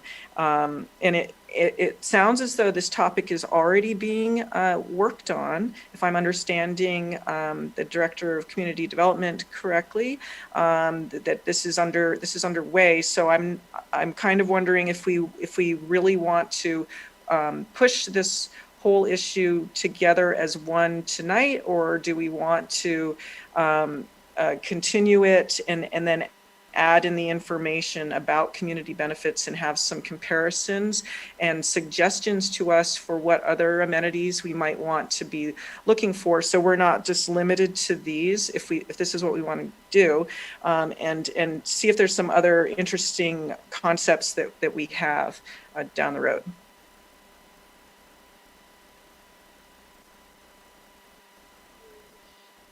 Councilmember Wei. Okay, so I have a couple of comments. For the short period that I'm on council, we've gone through a couple of general plan amendment processes. I remember one of them is the Homestead, a building on Homestead Road, 4 buildings with 2 ADUs, and we actually asked the applicant to come back with community benefit before we approve the general plan amendment. So yeah, I understand Councilmember Moore's being thorough, that we want to know what other community benefits there could be. We can define as many community benefits we want, but they're also something different. So I'm thinking that we kept on asking for more information. This is a work plan that's the staff being worked on. We talk about it. So I wonder if we could approve it and then add on saying that we want to do more research on community benefit and come back, we can amend it. I just feel that we need to move on, unless we don't want to move on and say we want to do it more research and then we hold on to the current one until we can decide on a definite one. We can certainly do that too. So these are 2 options. Personally, I feel that we have talked about it. community benefit, has all kinds of community benefit. I did remember the applicant came back with a little bit more money to give it to the city. And I guess the attorney even says if we ask more community benefit, it could be against the law. So we accept it. So community benefit is community benefit. There are all kinds of forms of it. I think the council has, and the planning commission now has that authority to say, this is not what we want. We're looking at a process. And I do think that we should move forward. But I'm okay with waiting and say we want to do more research on community benefits to be more elaborate. This is my personal comment is community benefit, actually, we did ask for it. And we approved the project after they increased their community benefit. So, you know, I want to ask Chris what Chris's opinion, our attorney is. Do we do more research and is it better or is it? And as for the paragraph, we want to add that we encourage developers to come up within the only for the real occasions. That I think I would like our attorney to weigh in that too. Yeah, so you know, I could speak to it a little bit, but I mean, I will tell you that the way that you structure the community benefits is primarily a policy question and not a legal one. And so there are a range of different ways that it's done in different jurisdictions. You know, it could be the way this is structured, it's community wide. It could only be targeted at specific projects, you know, like larger projects. That's something that I'm familiar with. And so there really are a range of options. You know, the legal constraint is of course that you can't extract so much benefit from a property owner that it becomes a taking. The way that this version is structured, it's voluntary, and so I don't see that as being a concern. All right, thank you. So I'm open to either way. We can approve this pending more research on community benefits, or we can say we want to know and then wait on this topic. So I believe Councilmember Wei's question for attorney probably also includes the introductory paragraph where we specify that we strongly encourage all projects to comply with the general plan, and only in rare occasions they should apply this general plan authorization process. Is that legal language to introduce? So I think that there is no issue with stating that it's the intent of council to encourage applicants to comply with the general plan. You know, there does have to be a process for a general plan amendment, and so you know that would be. I think that's appropriate as prefatory language, understanding that we do have to provide an avenue for general plan amendments, and this procedure in particular provides a significant gatekeeping function for the Planning Commission and the City Council before staff is really authorized to fully processing an application. So that's the procedure itself is consistent with the intent that you're suggesting. Thank you. Vice Mayor, if I might add, if I can follow on what the city attorney said and what Councilman Willie brought up at the very start of the discussion, I just assumed any applicant or developer who plans to make it through the gatekeeping process, the first justification they have to share isn't, here's what I want to do. That's not the council's determination, or that's not their determination. They need to share, here's why the general plan needs to be changed, or here's the justification. They need to start with that premise, or why are they even coming in proposing a general plan amendment that's for the city's benefit is reflected in the general plan. That's what I heard as Councilman Willie's kind of opening comment. And that's, you know, they need to justify why a GP amendment is needed from the city's perspective of the general plan, not just from their perspective as a property owner. Good point. Do we ask for any justification right now? Yes, we do, Vice Mayor Chow. We do ask for that justification, and I can recall at least one recent case where we did not see justification that was easily identified. So we asked the applicant to consider the application and then come back. We always encourage projects to follow the general plan, but state law does allow for a general plan amendment process, and developers can submit for an application for consideration. And what this process does is what Cupertino process does is allows now, as proposed now, allows Plan Commission and City Council sort of first crack at a project, reviewing the appropriateness of this project before even allowing the project to be submitted for evaluation. So I'm looking at the resolution. I don't see a section where we are asking them to justify the request. Can you? We can add the language, Vice Mayor Chow. We can add the language certainly, but it's a given. It's part of our review process. Just like a project comes in, a smaller project doesn't meet rear yard setback, for example, we make sure they do meet the setback requirements, as opposed to going through a variance process. But I don't know, Eric, do you have any specific? Yeah, I think maybe the language is there as part of the review requirements. There's an explanation of how the proposed project would meet the overall goals of the general plan and benefits impacts of the project on the community and its quality of life. That's 4C. No, the question is not whether it meets the goal. It's why is the general plan amendment necessary? Why it's not possible for them to comply with the general plan? I think that's the question. So if they want to request something extra, they should justify why compliant project is not possible, right?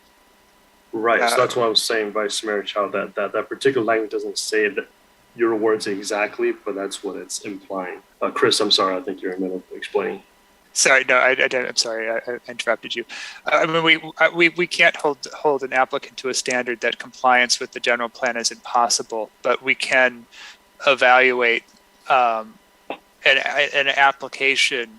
And again, this is an application just to kind of enter the general plan amendment process. We can evaluate that application in light of the overall goals and policies of the city and the goals and policies of the general plan, as opposed to some of the smaller scale changes that are talked about on a project specific basis.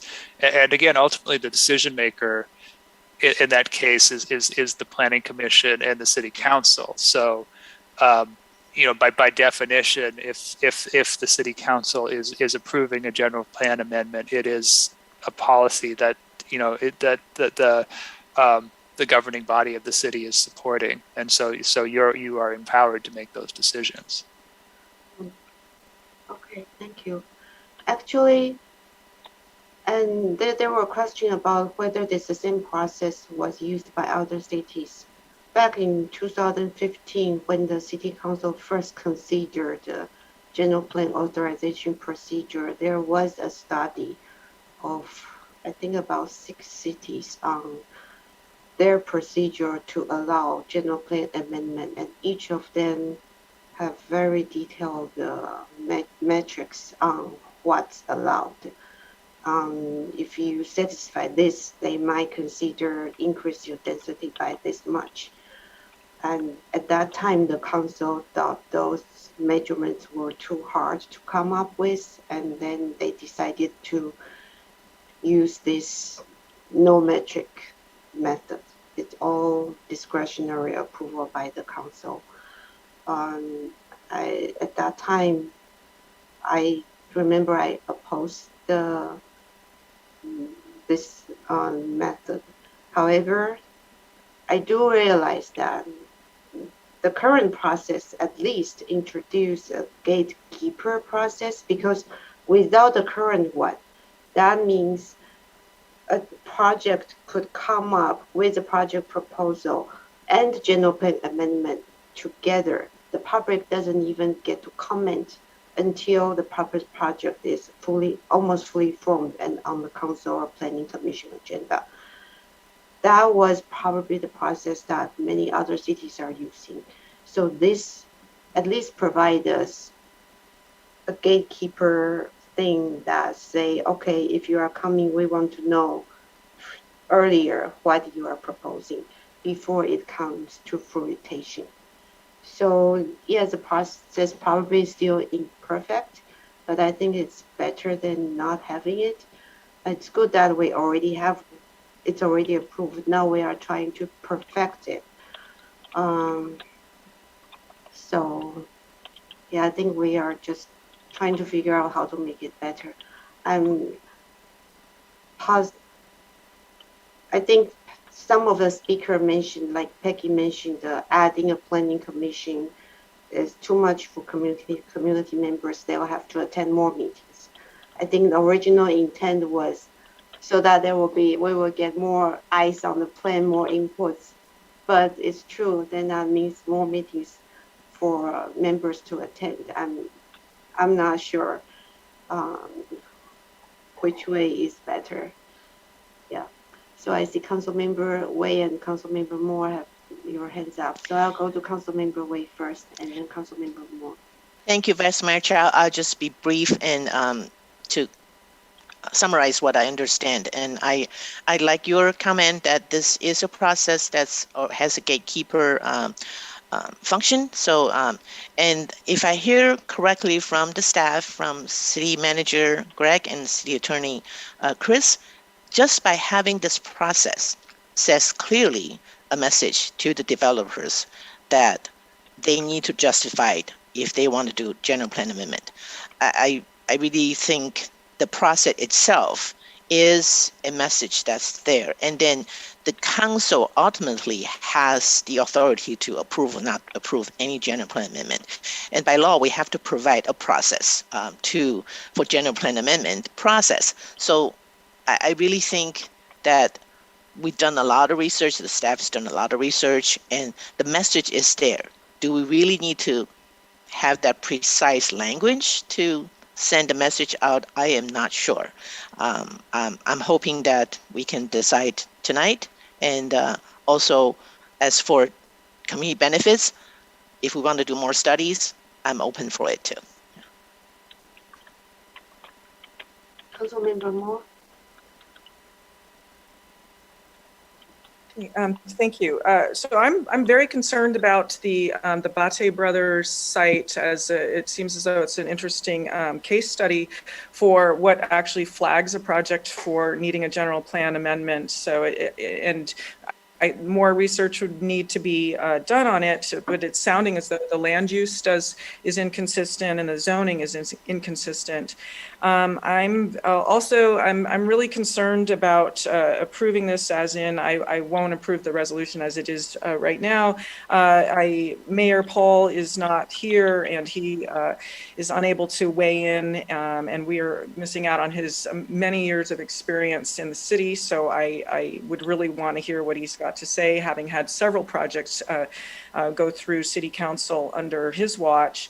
And also the process of reviewing community benefits isn't in this proposal, and we haven't had a chance to have that kind of robust discussion, and it sounds as though that staff has been working on this. So I would want to see a comparison study of what's going on now. So it was looked at 6 years ago. It's a different time, and we might have different ideas for what we want for community benefits or not, and so that we can talk about what's happened, what worked well, what didn't work well, what do we want to change, and what do we want to bring in for these benefits now. So I cannot support this with Section 3 in it. Thank you. I do have one more question for the staff. I think Peggy mentioned whether there is a checklist to check compliance of the general plan components. I actually did request the previous city manager to create a checklist for every project. so that we can check off every item on the general plan that whether it comply or not. And if it's compliant, what data supports that it's compliant. Do we currently have that list developed?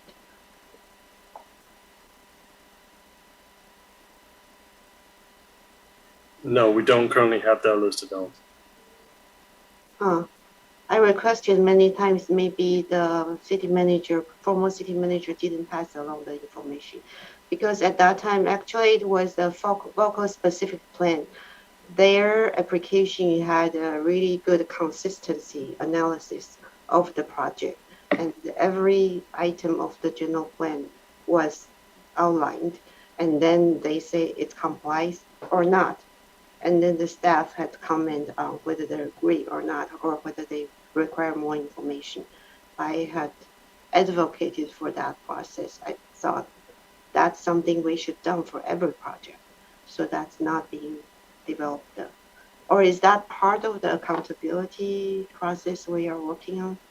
We do analyze it off, obviously, the general plan and zoning, but we don't have a specific checklist identifying each section of the general plan specifically for that. But the project does get evaluated against the general plan.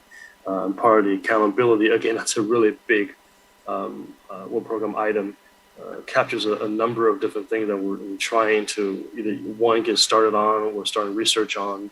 It's not something that we're going to be able to finalize by the end of the calendar year, for example. But that is one of the items that we are looking at as well. I remember that's also one of the recommendations from a law firm that for objective standards, it's beneficial for the city to have a list of standards so that it's clear for developer what to follow rather than reading a huge book of 300 something pages. Yeah, so, okay. So it seems like we have further direction for the staff to come back with maybe an advice version for approval next time. Do we need a motion for this to come back with the additional comments that we mentioned today, or? If I might jump in, Mayor, I don't think we could do a continuance to a date certain because we need to work into the staff work plan how this additional review and analysis will be done. So I don't think we could commit tonight to when this might come back. So I think we just take the discussion as direction to staff to bring back further refinements to your direction last February, and to try again. I would reserve judgment. Ben, you may need to look at, do we need another study session so it could be a more informal discussion, or do we think we've gotten enough clarity from the council direction tonight we could bring back a revision of the process in a month or two? And I think we'll have to talk about that in the next week to determine, because it seems like it's on the bubble for me. And so I'd like your staff to have some time to step back, take what we've heard from the council, and determine whether it comes back as another action item like tonight or a future study session. Yeah. So sounds like we might need a study session on community benefits and the metrics for community benefits that other cities are using, or whether we need to come up with a prioritized list. And that might be the one issue we parse out. Yeah, and we do the rest of the process back. So.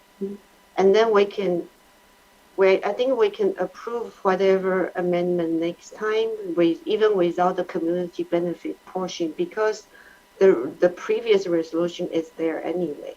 Whether we revise or not, it's already there.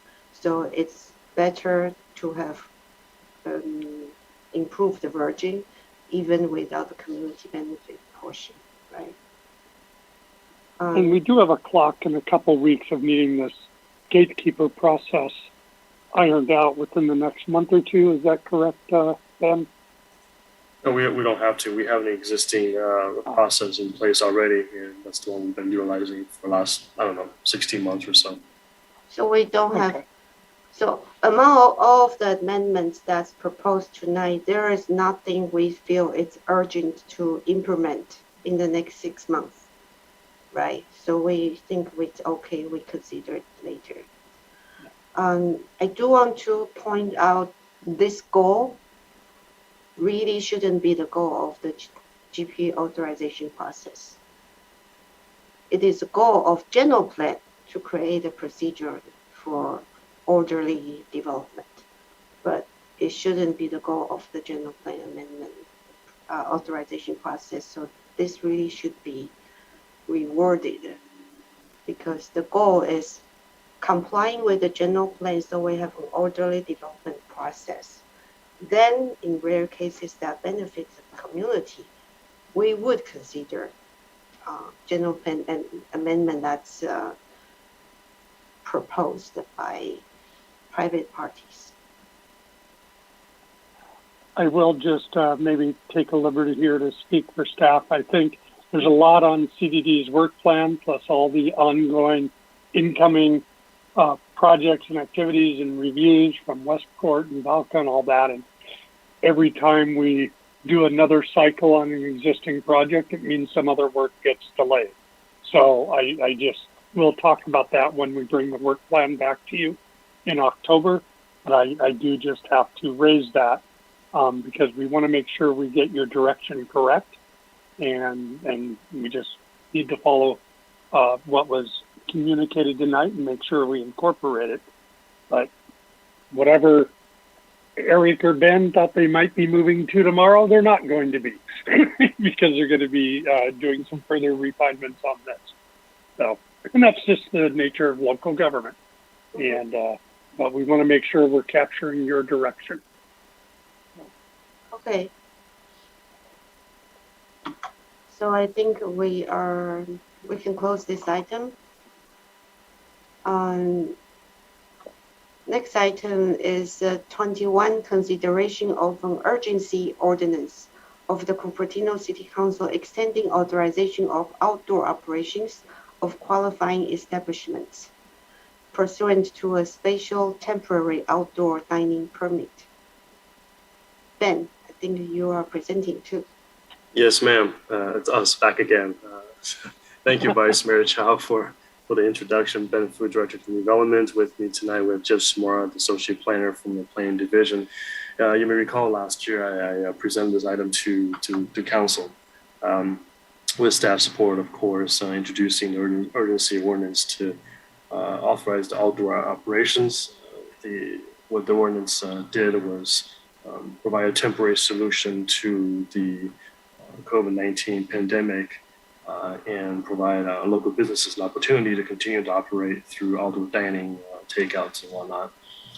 That, of course, since it has expired, we had numerous conversations with Chamber of Commerce as well as outreach to local community, business community, and we want to bring this item back to you.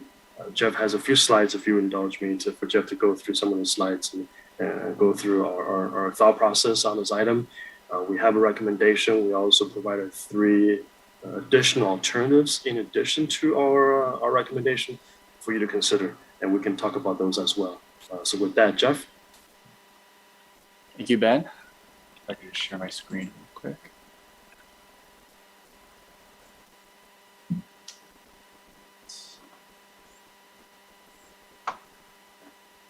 Can everyone see that? Yes. Fantastic. Oops, it's early. All right. Yeah, good evening, Vice Mayor, Council members, Jeffrey Samura, Associate Planner. As Ben had mentioned, here to present the urgency ordinance extending authorization of outdoor operations of qualifying restaurants. And this is pursuant to the temporary outdoor dining permit. So a little bit of background, how we got here.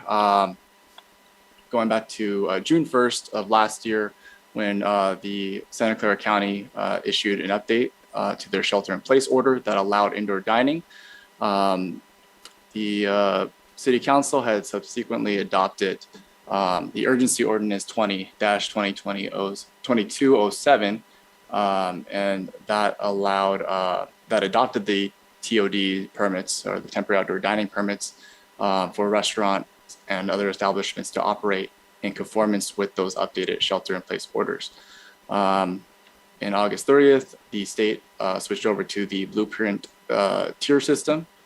And this past June, Governor Newsom had extended sales of alcohol beverages within expanded outdoor dining areas through the end of the year, and had also encouraged local jurisdictions to continue with their existing outdoor dining programs throughout the year as well. And then this past June, they had also lifted the state blueprint system, which had effectively ended the physical distancing and capacity limits for all businesses. And the outdoor dining ordinance had also expired upon the end of this blueprint system. In regards to ongoing and recent developments, and as a reminder, the national, state, county, and local emergency orders are still in effect. And as of now, there's no time frame of when these will terminate. In addition, we have the highly transmissible Delta variant that is a growing concern, with 804 cases in Santa Clara County, and 10,507 cases in California as of August 12th and 11th, respectively. And on August 2nd, public health officials in several Bay Area counties had reinstated the mask mandate for indoor settings. So due to these ongoing recent developments, several neighboring jurisdictions have extended their temporary outdoor dining programs, as you see here on this table. In line with San Jose and Santa Clara, staff is recommending an extension of the TOD program for 90 days after the end of the local emergency order, unless the order or the ordinance is otherwise extended or conditionally extended by City Council or by order of a new local declaration of emergency. And this proposal will also reinstate expired permits under the original ordinance.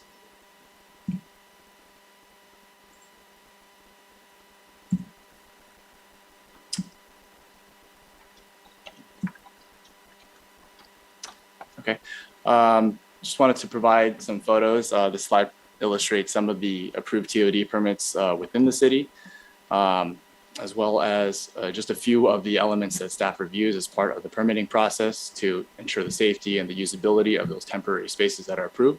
That includes locating these outdoor facilities adjacent to the businesses, making sure that drive aisles, ADA stalls, and path of travel remain unobstructed, and that any temporary structures that are utilized, such as canopies and heat lamps, are temporarily anchored down with sandbags and weights. So temporarily affixed, not permanently drilled into the ground.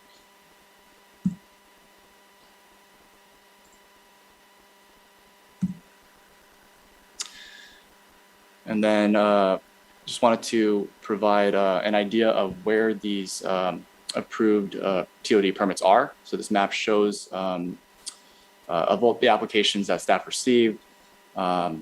12 are shown in red on this map.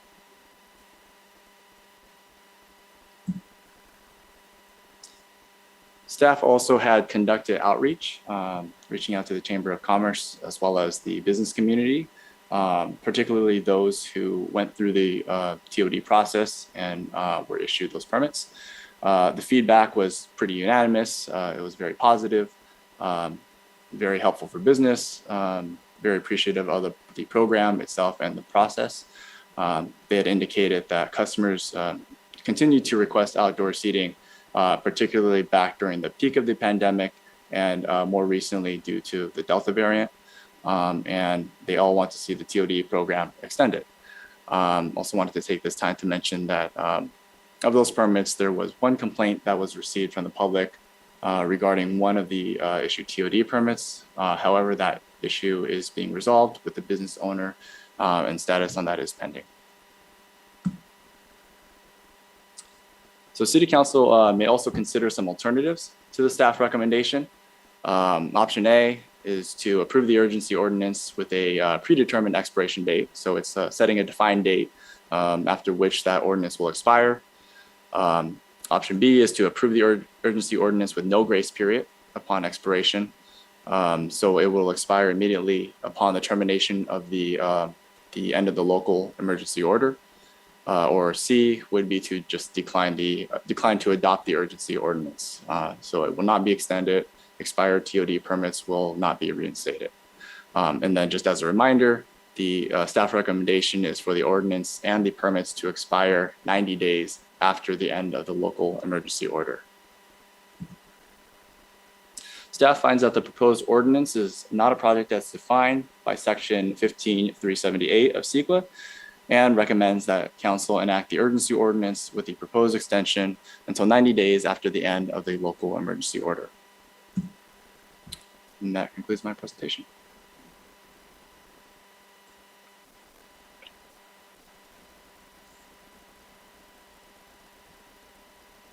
Okay.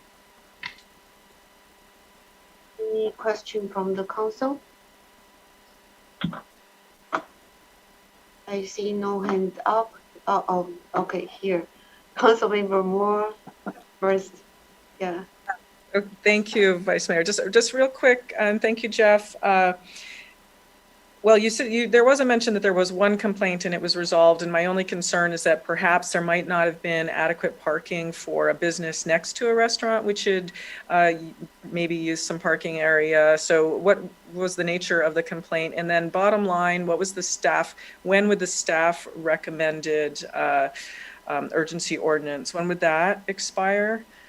So I'm a little confused because you've got your option A, B, and C. So bottom line, when would this, if we follow the staff recommendation, when would that one end? So staff recommendation is going to be based on the termination of the local emergency order. There is no time frame for that. It's pretty much whenever the city determines that we are no longer under an emergency, after which it will, those permits and the ordinance will expire 90 days after. Okay, so that's kind of how I understand it, is that we don't really know when that's going to be. So can you tell me how we would make a decision to end it? What are we going to weigh?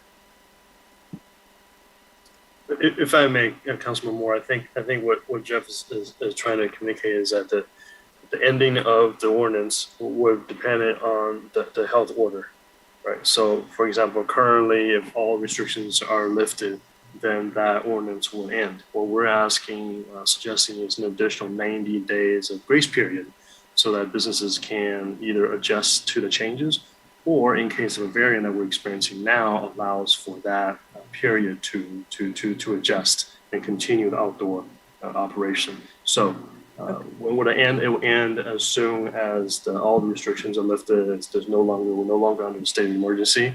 90 days after that date, then it will end. Okay, thank you. A couple of the photographs that you had of the outdoor dining areas, they did not look like they were impinging on the parking spots. It actually looked like they had outdoor areas already designed for dining. And I was wondering maybe if you could pull the photographs back up.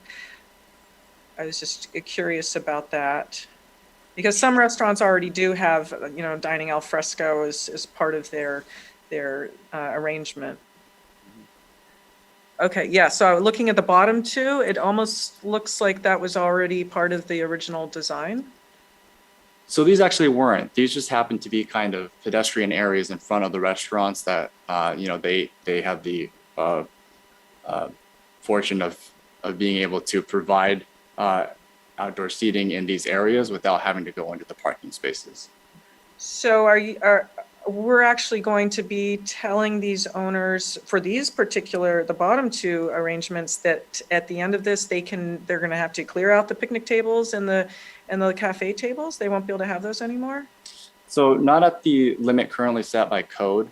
As of right now, our general commercial zoning does allow for up to 20% outdoor seating based on the indoor seating count. So this ordinance effectively allows them to exceed that number to match the same occupant load as as the indoor seating.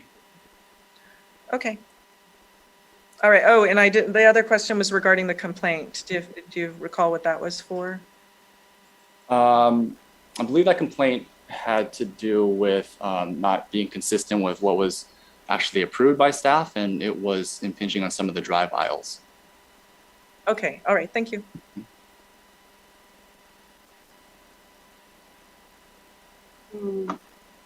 Councilmember Willie, do you still have a question?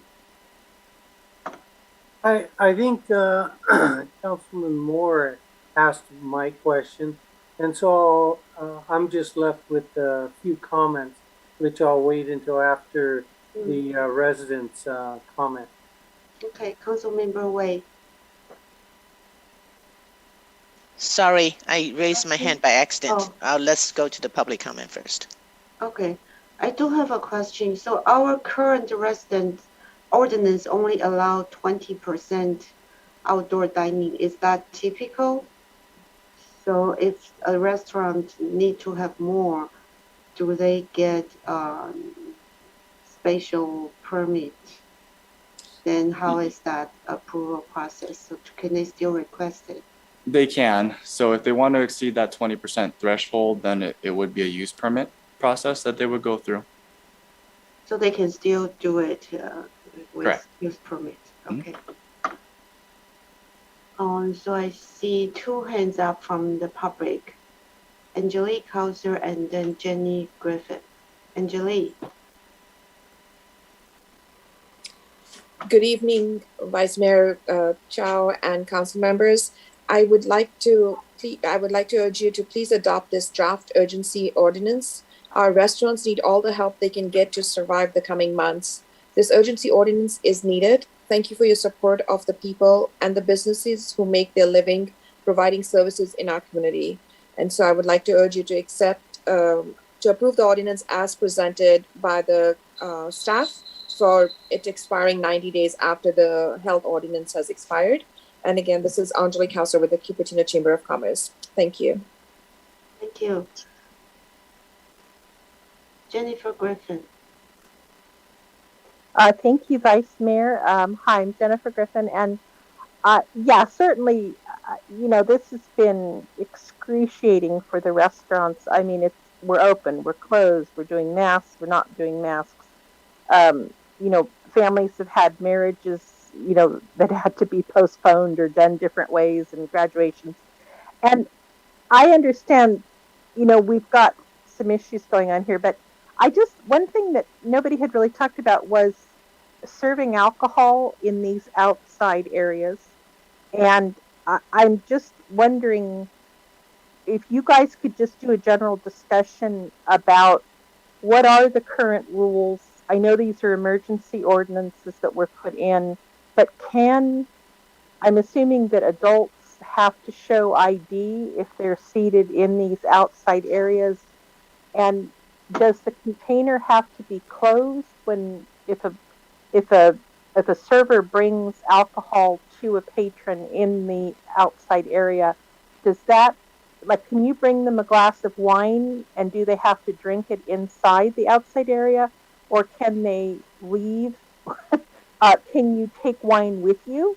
I'm concerned about down the road if we were having minors that were getting access to alcohol because maybe they were either there with their parents and there was alcohol that was present on the table, or else a minor was outside of the dining area and an adult walked out. I think it's called shoulder tapping, if I remember. And somebody could walk out and pass the alcohol to the teenager underage person. I just was wondering if you guys could do a brief discussion of that. And because I don't, it's obviously there are rules that have been in play during the time of the emergency ordinances, but we're getting to a situation that, we've been going almost a year and a half with this. And I'm concerned that some underage teens may wind up thinking that this is a good way to get access to alcohol. I'm just being the devil's advocate here, but I really hadn't heard any discussions. I think the governor had actually said it was okay in some instances to relax some of the alcohol permits. I understand that because it does help with the outside dining. If you guys could address that, that would be helpful. Thank you. Thank you. Greg, you have a response? And Jeff and Ben, you can certainly answer it, but I'll just share what I know, which is correct. The speaker was correct. The governor has authorized restaurants that have liquor licenses or just beer and wine licenses to sell alcohol to go, as long as it is with a food item. You cannot, they cannot just sell alcohol. It has to be with a food item. I'm hoping Ben or Jeff might know what the specific rule is for standalone bars that aren't restaurants, but for restaurants, they can sell off-premises alcohol under the governor's emergency order. I actually thought that might end up being one of the standards we use when looking at when do we pull our emergency order. When the governor pulls back that order, that might be one of the factors that leads us to think, okay, we're moving to the end of the pandemic. It's time to eliminate the emergency order for Cupertino and start that 90-day clock so our businesses know to taper down their staffing and service that was outdoors, rather than it being one day they're doing it and the next day they can't, and on an unpredictable date. Because as we've learned over the last 2 months, I don't think anybody can crystal ball when this pandemic's going to be over and when our emergency order is going away. So that's why we built in the flexibility to the recommendation. I will also share that all enforcement mechanisms on alcohol service remain. The ABC has not relaxed carding of people and checking restaurants on a complaint or proactive basis for service of alcohol to minors, or letting people buy alcohol for minors. Drunk driving has not been relaxed. All of those enforcement standards remain. Ben, anything I left out? No, you're perfect. And before Jeff wants to get into any details, I would just add to City Manager Larson's comments that the extension through December 31st by the governor to allow alcoholic drinks at restaurants, bars, breweries, wineries that have appropriate licenses, but also where businesses will actually have set up tables during the COVID-19 pandemic. So if you have outdoor seating arrangements, then this will be accommodated as well. Of course, if you have takeout food, you'll be able to get takeout cocktails. And like City Manager Larson said, the carding and restrictions remain the same. Jeff, anything you wanted to add? Yeah, I think you and Greg covered it pretty much. I think the other thing I would add is that ABC does still require their own temporary permitting process for each of these businesses, whether they be restaurant or bars that want to expand those alcohol sales outdoors or to go. So ABC is still requiring its own separate temporary permitting process. Councilmember Moore. Okay, so I'd like to make a motion, and I move that ordinance number 21-2229 be read by title only, and that the city clerk's reading constitutes the first and only reading thereof. And I move that ordinance number 21-2229 be enacted. And this is per the urgency ordinance script that we have. So I'm not sure if we need to mention that we find that the proposed actions are exempt from CEQA as well, but if that's necessary, please include that language. Councilmember Wei. I don't think this is the first reading. This is the one and only reading to enact urgency ordinance number 21-2223. Can someone clarify that? That's correct.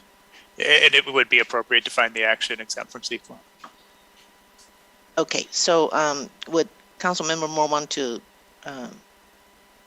instead of first reading, insist one and only? Okay, so it does say that. So I'll repeat it. So I move that we find that the proposed actions are exempt from CEQA, and that ordinance number 21-2229 be read by title only, and that the city's clerk's reading constitute the first and only reading thereof. I move that ordinance number 21-2229 be enacted. Okay. And I'll second that. Any more comments? Councilmember Whaley? Yeah, just well, first I'll just say, Jeff, thank you. Good presentation. I did like the city map. That really puts it in perspective in terms of how many establishments and where are they? How big is this issue for us? That really helped. The pictures really helped. Thank you. And so then the one point of clarification. So staff brought back option A, B, and C. Are we, is the motion then for option A? And with option A, don't we have to pick our own date? I'm thinking option B was to use the state date. Option A, I think I heard Jeff say through December. Did that include with the 90-day, not bonus, but the 90-day for transition? I thought the motion is for the staff recommendation. Councilmember Moore, could you please confirm? Yes, it is the staff recommendation. Okay. And it looks like the interim city manager, Greg, has some comment. Greg? Oh, you are muted. Yeah, it's getting late. This is something I'm introducing to the staff and thereby the council. So staff recommendation is a standalone recommendation. And we didn't give you options to choose from. We gave you alternatives. Just if the council wanted to take a different action than what staff recommended, we gave you alternatives because we just want to help you reach a decision. We gave you our recommendation, but then we gave you alternatives for your consideration if you preferred, because it's your choice, not ours. Great.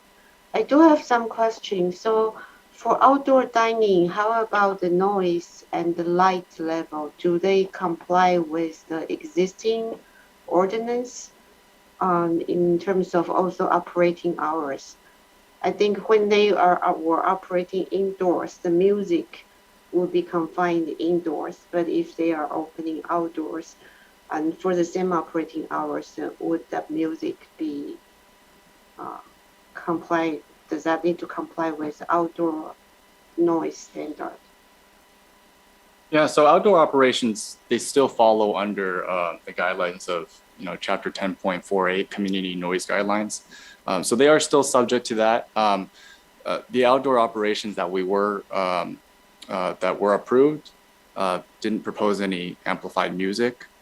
So that wasn't something that we received any complaints for, nor did we receive any complaints for noise levels in general. Great. Okay, so any more comments?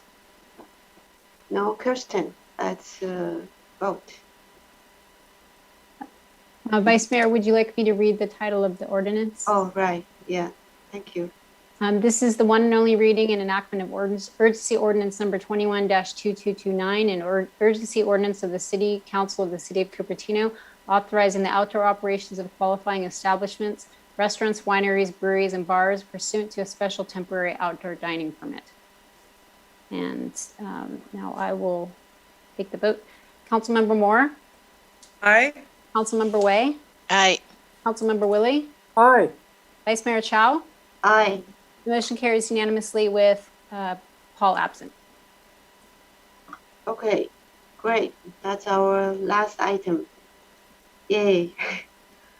So we were a little slower than we took last time on the GPA authorization item, and now we are right on time.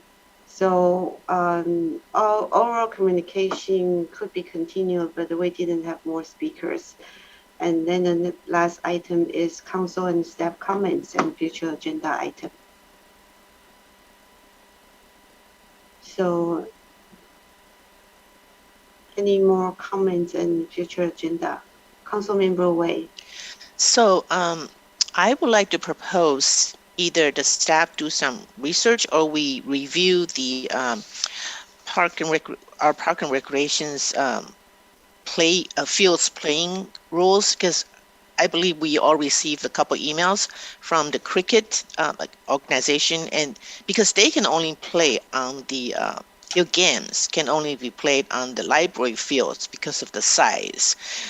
And when I was a school board member, I understood them because they requested our school board when we're doing field renovations to have fields that accommodate cricket games, but we just couldn't do it because the cricket game fields really is a larger than ordinary game. So our library field actually fits into the games, but I think the ordinance we passed somehow limits per organization 2 games per field. I don't know whether that's our intention, but I received a couple emails saying that they really need more games on the library field.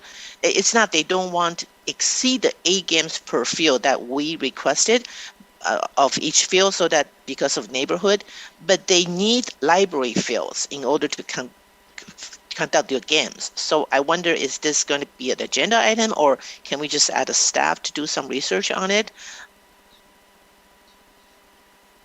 If it needs to be an amendment to our ordinance, I would like to agendize it.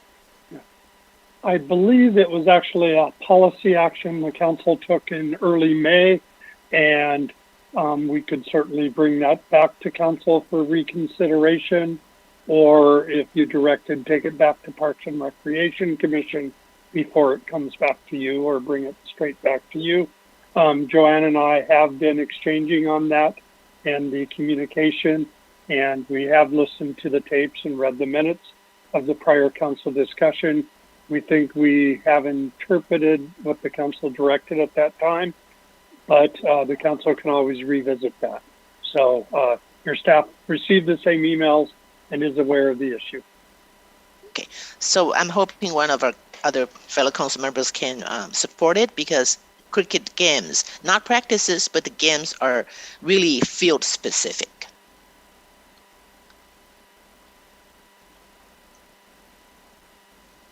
Councilmember Moore. Thank you, Vice Mayor. Yes, Councilmember Wei, I do support your suggestion. So after the ceremony today, I did speak with the head of the California Cricket Academy, Hemant Bush, and we went over and looked at the field. It's also my understanding that they helped contribute to the improvements of the pitch that they have there as well, so that they did invest somewhat in the field. And so I don't know the whole ins and outs with the 10 games, but I was also curious because I voted against this and did not understand what the impacts of the fee change would be. I know that a discount was given for this year, but I didn't understand what the final impacts would be. And my background, I was a soccer mom, team manager, and I couldn't understand the rules and how they would impact the team and a in-city resident and a non-resident. So I was concerned about that. So I'd also like to hear what the experiences have been with the new fees and what they see moving forward for how it's going to impact the players, because we don't want to lose kids in sports over the field fees, but we also need to be fair and make sure that the field maintenance is being taken care of as well. So I do support you in this.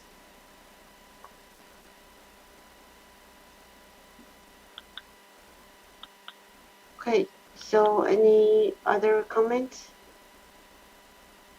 So it sounds like we could have maybe like a 6-month updates of the new policy, and then analyze how effective or ineffective it is, and then maybe we could. It might, or a post-summer update after we've gone through the summer months.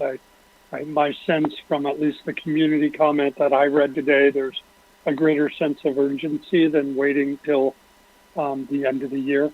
So depending on our capacity to bring it back earlier, we will do so. We did meet the expectation of two council members requesting it to come back. We now just have to slot it into the work plan and have the department bring it back.